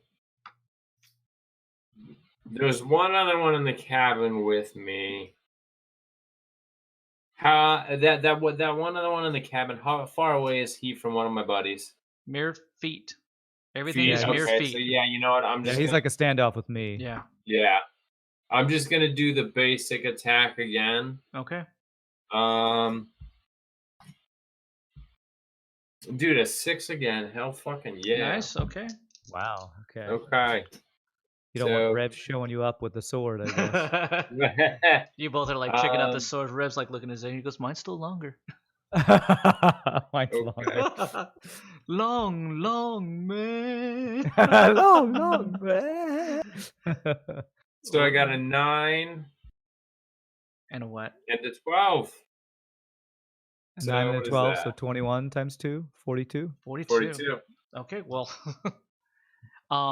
explain to Rev how you decapitate or get rid of the one and sit in front of him. Correct. Okay, this one I'm just gonna take my blade and throw it directly at like what Rev is gonna assume is himself, but it's gonna miss him by mere inches and just directly go into the eye socket of the other guy. Okay, so because he's like mere feet, he just kind of like because that's all he needs to do. I thought he was further away. No, you guys are right there together. I close my eyes when I do it then. Oh, fair enough. Okay.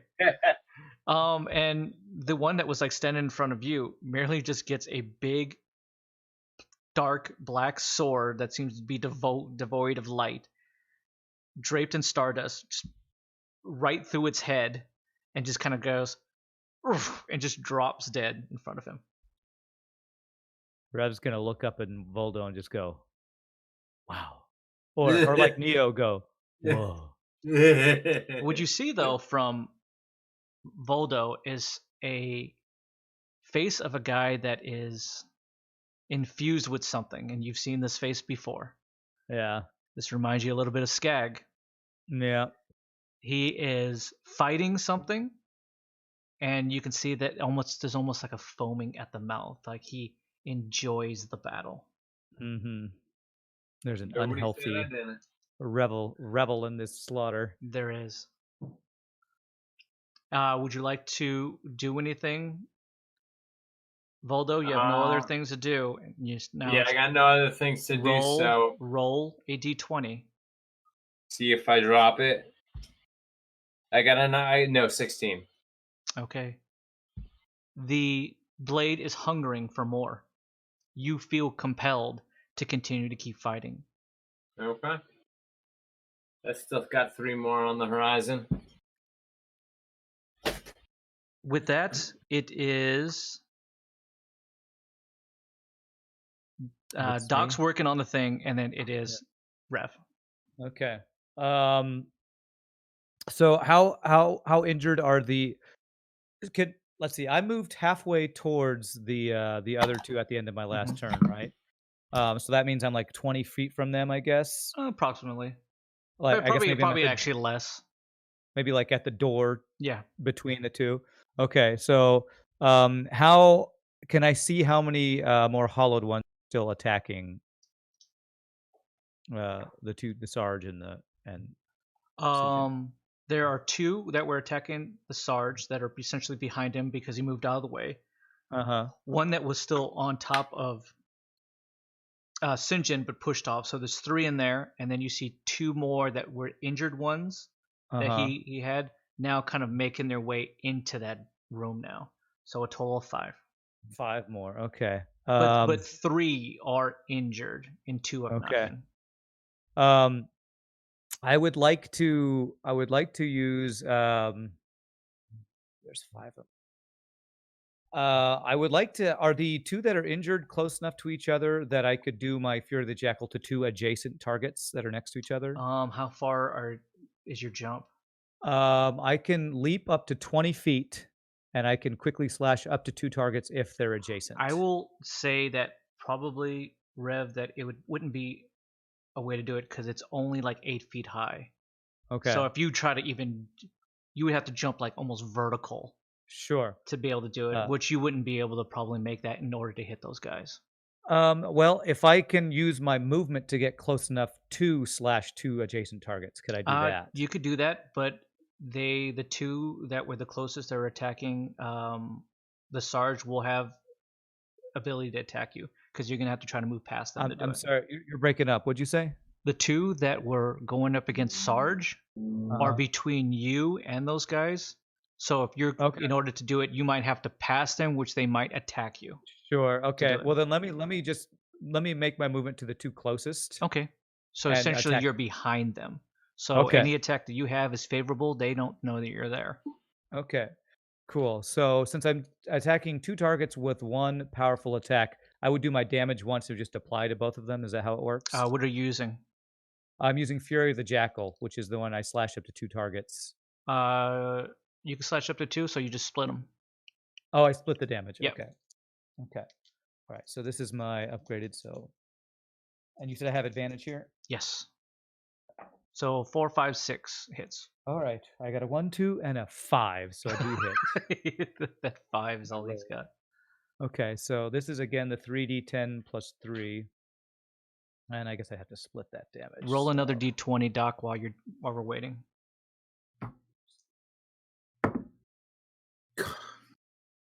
If we're doing intellect, it's another 10. Okay, you're able to put back together 1 of the wires. 2 remain. Oof. Nice. It's like hot wiring a car. It's literally like hot wiring a car. Luckily, you had a little bit of duct tape, old school, ancient duct tape, and you're like... Yes. Okay, so I rolled 13 times 3, so it's 39. You know what I forgot to use on my blade the last time is I forgot to roll an extra 6 to see if I explode with my Fallen Star explosion. Would you like to do it with this one? I would like to try to do that here. Let's go for... No, hold on. Before you roll, you have to say it. Fallen Star explosion! Let's do it. And I rolled a 3. So ah, son of... Not Fallen nice. Star fizzle. Fallen Star implosion. Exactly. But I did do 39 damage, so I guess if they're both like next to each other, I just split that in half. I guess is how we do that. Give me that. 19 and 20 or 20 something. and 20 to one and 19 to the sounds other. good. And if they have armor, I have the 2 penetrations. So,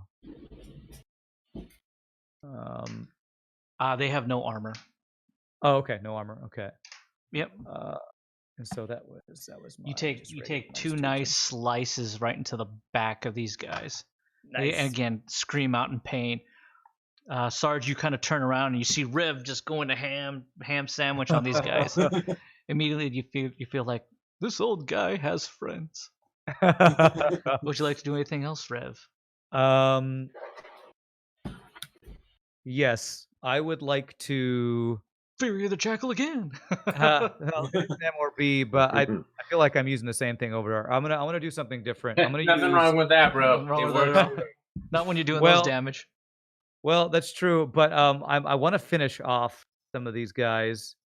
So I'd like to actually use my mystical blade, which is where I throw a mystical sword to impale its victim. It has a 30-foot range, and I would like to aim at one of the 2 damaged ones. Sure.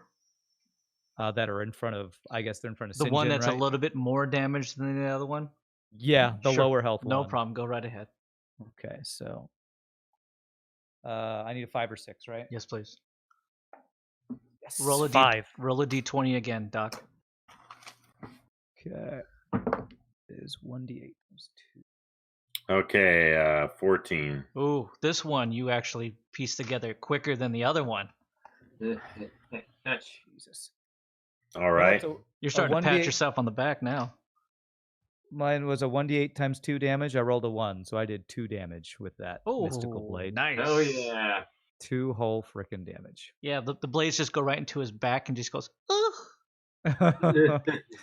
And don't they they disappear and they come back to you, right? Yeah, I have to spend 1 extra exhaust. Would it be yeah, so I'll do that. Okay. Spend the exhaust to bring it back. Or you could just leave it in him.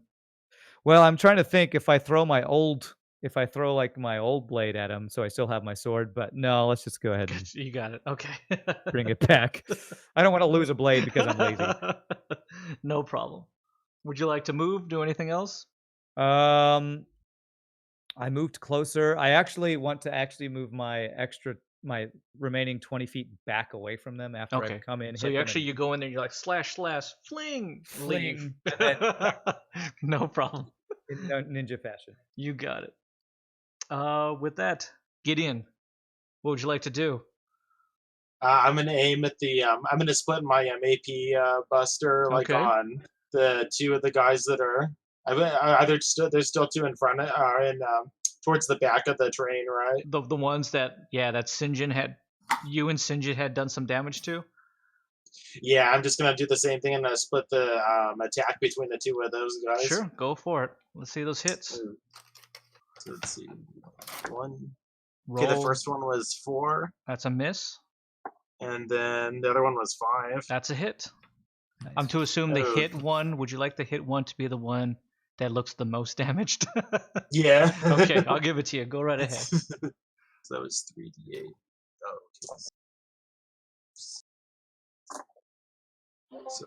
okay. So 30. Oh, Nice.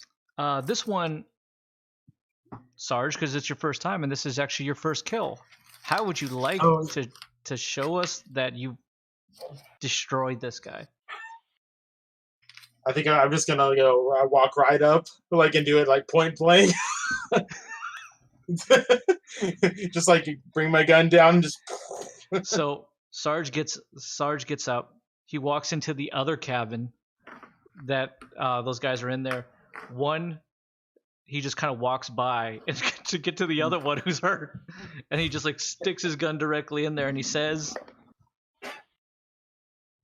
Whoops. "What do you say? It says whoops. Say something cool." You say whoops. I say, "Smile, you son of a." Fair enough. And it's just a splatter of just blood that gets caked on the back. Well done, Sarge. You do have another ability to do something. There was another guy who was damaged as well that you walked by. He merely saw you say, "Smile, you son of a," He has no idea what that means, but he's like looking at you, just going. What would you like to do? I guess I'm actually gonna try to. Can I actually like move back? It like to get or to move away from the guy that I just passed. Okay. Like just kind of evade a little bit. You do have another attack. Would you like to attack him? Oh, actually, yeah. Oh, that's right. Yeah, I guess I'll try to do another shot again against him. Okay, is AP main or bonus? Yeah, I believe that one is. Yeah, it's main or bonus. Then go ahead. Okay, so. Oh, got 2. Okay, with this one, you go to fire, and he dodges out of the way. Oh, okay. Okay, would you like to move? Yeah, I'm gonna try to some distance. Where are you yeah, going? just Back like into the cabin, or farther back yeah, into the cabin you're at? Like when he evaded, like did he move like further inwards into the cabin or? Yes. Oh, okay. I'm trying to think. I guess I'm gonna try and go. Yeah, I guess I'm gonna move more towards the back of the cabin then, if I'm to get away from him. No problem. Sounds good. They're going to attack you, Richard. That one guy, and he's pissed, and he's not happy with you. He goes to swing and he misses, and he goes to swing it again and he hits you. This one he's gonna bite you because he's really, really angry. And when people are angry, they bite. Yes.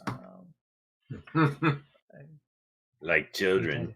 You take 18 points of damage as he leaps and jumps on you and bites you in your neck. You're officially poisoned. Ooh, okay.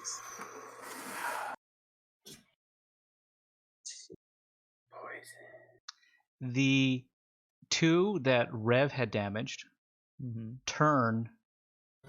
One turns. Actually, they're both just ticked off at you, Rev. So they're going to come after you. Gotcha. I have that effect on Hollow. Absolutely. Okay. So the first one, they're just going to jump and leap at you. Okay. First one hits. Mm. The second one hits. Mm. They're just going to do strikes because I doubt that if they both try to bite you, it'd be too much like From Dusk Till Dawn. Zombie movie, yeah. So that is just a vicious strike. First one on you. 14. Okay, so minus my armor. Okay. Okay, and then the second one. Oh, 14. 14, okay. Minus my armor. So. Okay. You do notice, though, Rev, that they have an exhausted look to them. Okay. Which means that I don't have much exhaust left for these guys. So nice. they're a bit worn down. Okay. They do have the ability. They're just gonna try to do a simple kick. They can't really do their cool stuff, so they're just gonna like just kick you. They got worn out trying to climb on the moving train to climb on. The first one goes to kick and just can't reach you. And I'm just like step back a little bit. I rolled 2-1 off my thing. Oh, and the second one hits. Ah, okay. So it's a simple 2d4. Take 3 points of kicking damage. 3 points. I have 6 armor, so do I just slough that off like it doesn't even affect he just me? kind of hits you and just goes boom, slides right off. Gotta look at them. Rev's all of a sudden not scared that much of Not so much. Duck, roll your last d20, please. Is this for intellect again? Yes, sir. 13. Okay, you put together the last one, and notice it's no longer sparking. Hot damn. You all hear that, and you have no idea why the doctor said, hot damn. I hope it's good news. Yeah. All right, well, So I'm gonna grab that lever, Mm-hmm. and just slowly pull back on it to see if that has any effect whatsoever Rev Voldo, on the speed. Sarge, roll awareness, please. Awareness. Okay. Jesus, 4. I've rolled so many 6. ones today. 6. 7. Okay, you gentlemen are just so into the fight, you have no notice anything. Doc, you notice that it's starting to slow down a little bit. All right. The screen is still janky, just mainly because it's probably cracked a little bit and damaged, but the throttle seems to be responsive. All right. Well, what's the position of it? Because I tried pulling on it before. Am I to assume that when I wired it, it kind of corrected itself and kind of Yes. set to where it's supposed to be? Correct. So I'm just kind of very cautiously moving it back. I don't want to do it too quickly. I want to just keep pulling it back, steady, and until I want to reach a speed that I feel is safe. Is going to keep from all the blinking lights that are telling me we're pretty much screwed. You do notice that. I want to keep an eye on the path too and see if we're Gotcha. still going in the straight line. Okay. The way you're feeling is you feel like I could fix this. The way I just hotwire this, I could fix this screen. You feel so good right now. Yes. You do notice that all the dials that were showing in the red are now starting to drop and starting to fall out of the red, and you seem to be getting more control over the speed of this monorail. All right. That's right, baby. Let's do this. Voldo, Calm down. What would you like to do? Rev is sitting in the doorway. He's been hacking and slashing. Some guy kicked him, and Rev's now laughing. Yeah. So there's 2 guys left? There's 3. 3 left. Okay. 2 in front of me, and then 1 further in. Okay. Let's see. And are they all near somebody, or are any of them kind of like 10 feet or more away? No. No. Okay. Everybody's all right, essentially then you know what? on Let's somebody. just stick with my regular attack of the Blade of Endless Night. Okay. Let's see what I got here. Are you asking Rev to move? Yeah, sure. Might as well yell it out. Now, how do you say it? I'm gonna yell it out like a really pissed off, eyes and like bloodshot, like please you can do. tell he better get out of the way type of thing. Okay, Rev, you hear this and you turn around and you see. I see him just coming straight at me. Yeah. I move right out of the way because I know I'm afraid of this blade. Yeah, you're just like, of course, sir. Excuse me. Yeah, right this way. Excuse me, right there. Okay. And he passes right into you, and you see in front of him, when Rev moves, the 2 guys that were on top of Rev. Yeah. So whichever one has the most damage, I'm gonna go for him first. Okay. Well, Rev did equal amounts of damage to both of them. Yeah, one has 1 less HP. So one of them is that 1 HP. I'll go after that 1 extra HP guy just in case. Yeah. Your readouts give you like, 1 extra XP. Yeah. Okay, so I got a 6 as my main. That's thingy, a hit. And then 2. Okay, and then I got a 7 and a 9. So what is that? 16 times. Is it 2 or 3? Times 3. So it's like 23 or something like. No. Yeah, 16 times 3 is 16 times 2 is what you have. Yeah, 16 times 2, so it should be 32. 32? Okay. Well, it's 2d12, so it's 16 plus 7. So it's 13 times 2, so 26. That can't be. If it's 2d12, 1 roll cannot get you 16. A 7 and a 6. That's 14 points. It's 14 times 2. You said a 7 and a 9. 2d12. Did you say 7 and 9? 2d12s times 2. Yes. Didn't you say a 7 and a 9 is what you rolled? Is that not right? Shit, that was the first one. It was either a 6 or a 9 at this point. I'm kind of dyslexic at that number. Let's just say, just roll again for the sake of it. Okay. Okay, this one was a 9. Okay. Okay. And then roll again. So you're rolling 2 d12s. A 7 and a 9 again. Okay. Okay. So it's 16 times 2 is 32. Thank you 32, so much. Yeah. Okay. Okay, this one, you, again, just completely bloodthirsty. You just chop off another arm. And then you just spin it around and you chop off the other one's arm. So what's sitting in front of you is just an armless, hollowed one.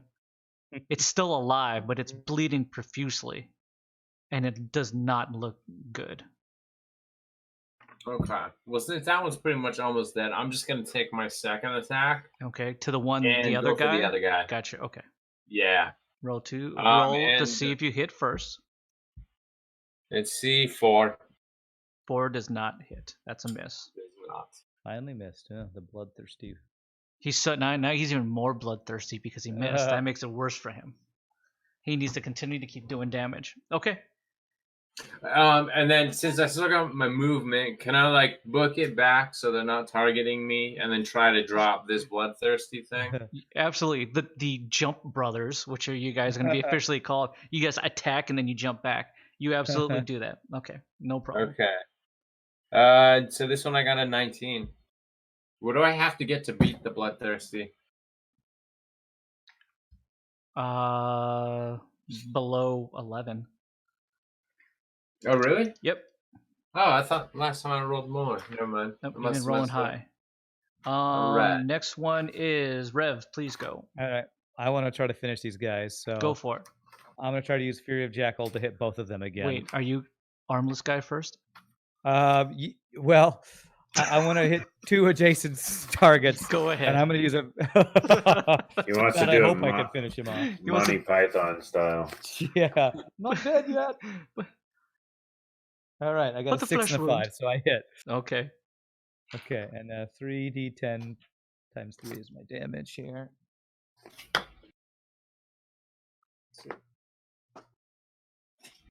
9 plus 7 is 16, so that's 16 times 3 for me. Okay, so 48. I want to do like 10 to the armless guy and then 38 to the other guy. It kills them both. Yes! Yeah. Like he does just enough that he splits it to the other guy that gets a ton. So headless on the guy with no arm, and then straight through the heart of the other guy. Interesting how he's like working math. He's like, if I do only 10. I don't know exactly. That was actually allocated perfectly. Was it perfectly? Yes. Yeah, one had 32 and the other one had 8. So nice. Both of those guys are absolutely dead. You get 2 soul charges out of that. Beautiful. I wish I could get more than 3, but no. I would actually like to. Is there any way I could use my bonus to turn to Voldo and try to help him break out of this state? Like if I can use my spirit containment to like help block out you can attempt the dark power. Yeah, I would like to try to do that because I know how dangerous this can be from my experience with Skag. Okay. I would like to help him try to break out of this While state. you start to focus and do that, Doc, do you continue to keep pulling it back a little bit more to maintain control? You do notice that this is starting to be a manageable speed. I don't want to decrease it too much. I think assuming that we're not coming up on any curves, I'll probably want to just reduce the speed considerably. Okay. Roll an awareness if you could, please.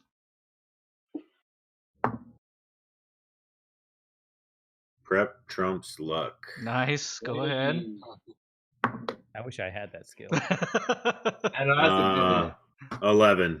11. While you're trying to pull back on this, you get another glimpse of what's coming up, and you see there's another fork that is coming up. All right, I'm going to well, now that I am able to manipulate the speed, I don't feel like I need as much power on the levers as I Fair did enough. before. Mm-hmm. So, in anticipation of the fork, I'm definitely got it in my head. I'm going left this time. Gotcha. Okay. So with that, based on that, because now you're able to mitigate the speed, you figure that you don't need somebody else to be able to do it. So do you just kind of move over to that left one and just prepare yourself? I mean, I want to just decelerate a tad, and then I don't know if I could do it simultaneously, but if not, I want to go right to the left lever. Gotcha. And just kind of drop that in a way that I feel will allow me to take that left turn. Roger that. Without hitting it too hard. Okay. With that, and I'm starting to get the hang of this thing. Yes.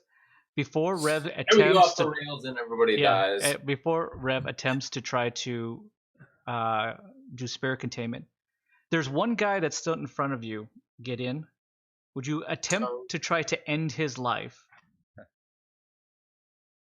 Okay, so this guy, I'm gonna go for it. Okay, you're gonna go balls to the wall, do claim. What are you gonna do? Give me what it is. Oh, I'm gonna go. I guess I'm just gonna go AP Buster again. Okay, go ahead. And then I want to see him use his claw. I haven't seen him use his claw yet. Oh yeah, that would have been good. You can do it if you want to. Go ahead. Yeah, I think it will go claw. Okay, so he goes for his gun, and then for some reason he thinks, claw, maybe Rev would like to see this. He goes, go all Wolverine. But this will be much cooler. Yes. Go for it. Okay, I got a 4. Okay. That's a miss. Want to attempt to try to hit him again? Yeah, I guess I'll go one more time. So let's. You're clearing claw. Oh, 1. Your clam claw. You should be rolling 2d6s. I can hear you rolling 1. Oh, I see 2. You've upgraded it. Come on, guys. I can hear. I can hear when one is being rolled. It's bad. I still got 2. You're garbage. As you go to strike, and you miss and it dodges, it starts to heckle you at this point. And then you go to strike again and it just dodges and it's like heckling you. As that happens, its head explodes because Sinjin has now got up into his feet and he just blew the guy's brains out. And he's looking at you, Doc. Sergeant just goes, "What are you doing, boss? How much did you drink? Have you been drinking again?" And the sergeant just kind of has this little flask and he just kind of tucks it into his with that little compartment. Rev sees that and he sees the smoking barrel of a Sinjin standing in that doorway. He immediately kind of looks at him and just goes, "Well, at least that's taken care of." But you snap back to Voldo. And with that, we will pick up next week to see if Rev can mystify, can contain the bloodthirst of Voldo. Well done, gentlemen. Well done, Doc. You actually are now officially a monorail driver. You earned your license. You got your stripes. I'll add that to my resume. We'll put it on my skill set. There you go. We want to thank everyone who was hanging out with us this evening. Thank you so much. We do truly appreciate it. We do this every Friday night at 7:30 p.m. So definitely come and check us out next week where we continue to figure out what's going on with this monorail and where it lead our adventurers. They did reach one fork and went right instead of left, so that should be interesting. Luckily, I have a map, so I know exactly where they're going. But I want to thank each one of these gentlemen for a wonderful session here. Unfortunately, for Good Sarge, he ended up on the Donkey of the Evening list, where he was given the opportunity to end somebody and failed miserably trying to look cool. Multiple times. So he gets the hee-haw Donkey of the Evening. Well done, Sarge. He was all happy that he got his first kill, and he got way overconfident. Well, again, we want to thank everyone for hanging out with us this evening. We do truly appreciate it always. This is a game called Here in the Waste, where we play Horizons Unknown After Earth RPG, a game that has been written and created by myself. My name is Scott, aka Mr. Shogi 3000. This is a sci-fi fantasy game set in a distant future, and we have this wonderful cast here. I want to thank each one of them this evening. Of course, always starting here with Mr. OG himself. Very, very good friend of mine. I've known since we were children. 1980 something. Yeah, 1980 something. Yeah. I want to thank Ryan, aka Rev 118. Thank you so much, good sir. My pleasure. That was an epic, grueling battle. You got to use the Callisto's sword. blade. Didn't then no fallen Voldo star had explosion. Voldo had one up me with his new sword. He did. Of course, my very good friend here, Mike, aka Voldo. Thank you so much this evening, good sir. Thank you, man. Always a pleasure. Had fun with that one. And well done. Was able to use don't my forget new sword? don't forget to get your other sword that's still stuck in the side. Don't forget that one. Yeah, don't Oh, forget that's it. true. That's true. Of course, Mark that down. my other very, very good friend here, playing the old Sarge, the drinker of the group, Mr. Richard Keith. Thank you so much, Richard. You're welcome. Got my first kill. I would like to thank specifically and most importantly and lastly myself, who played Sinjin and got that last kill with some excellent rolls. Thank you, Scott. Well, I appreciate it, Scott. Thank you very much. Sometimes, we need a victory every now and then. Granddaddy was killed again. And of course, Thank God. as you He always would've killed know, us my all. brother from another mother, Shane, playing Dr. Ace Mars. Thank you very much, good sir. Thank you.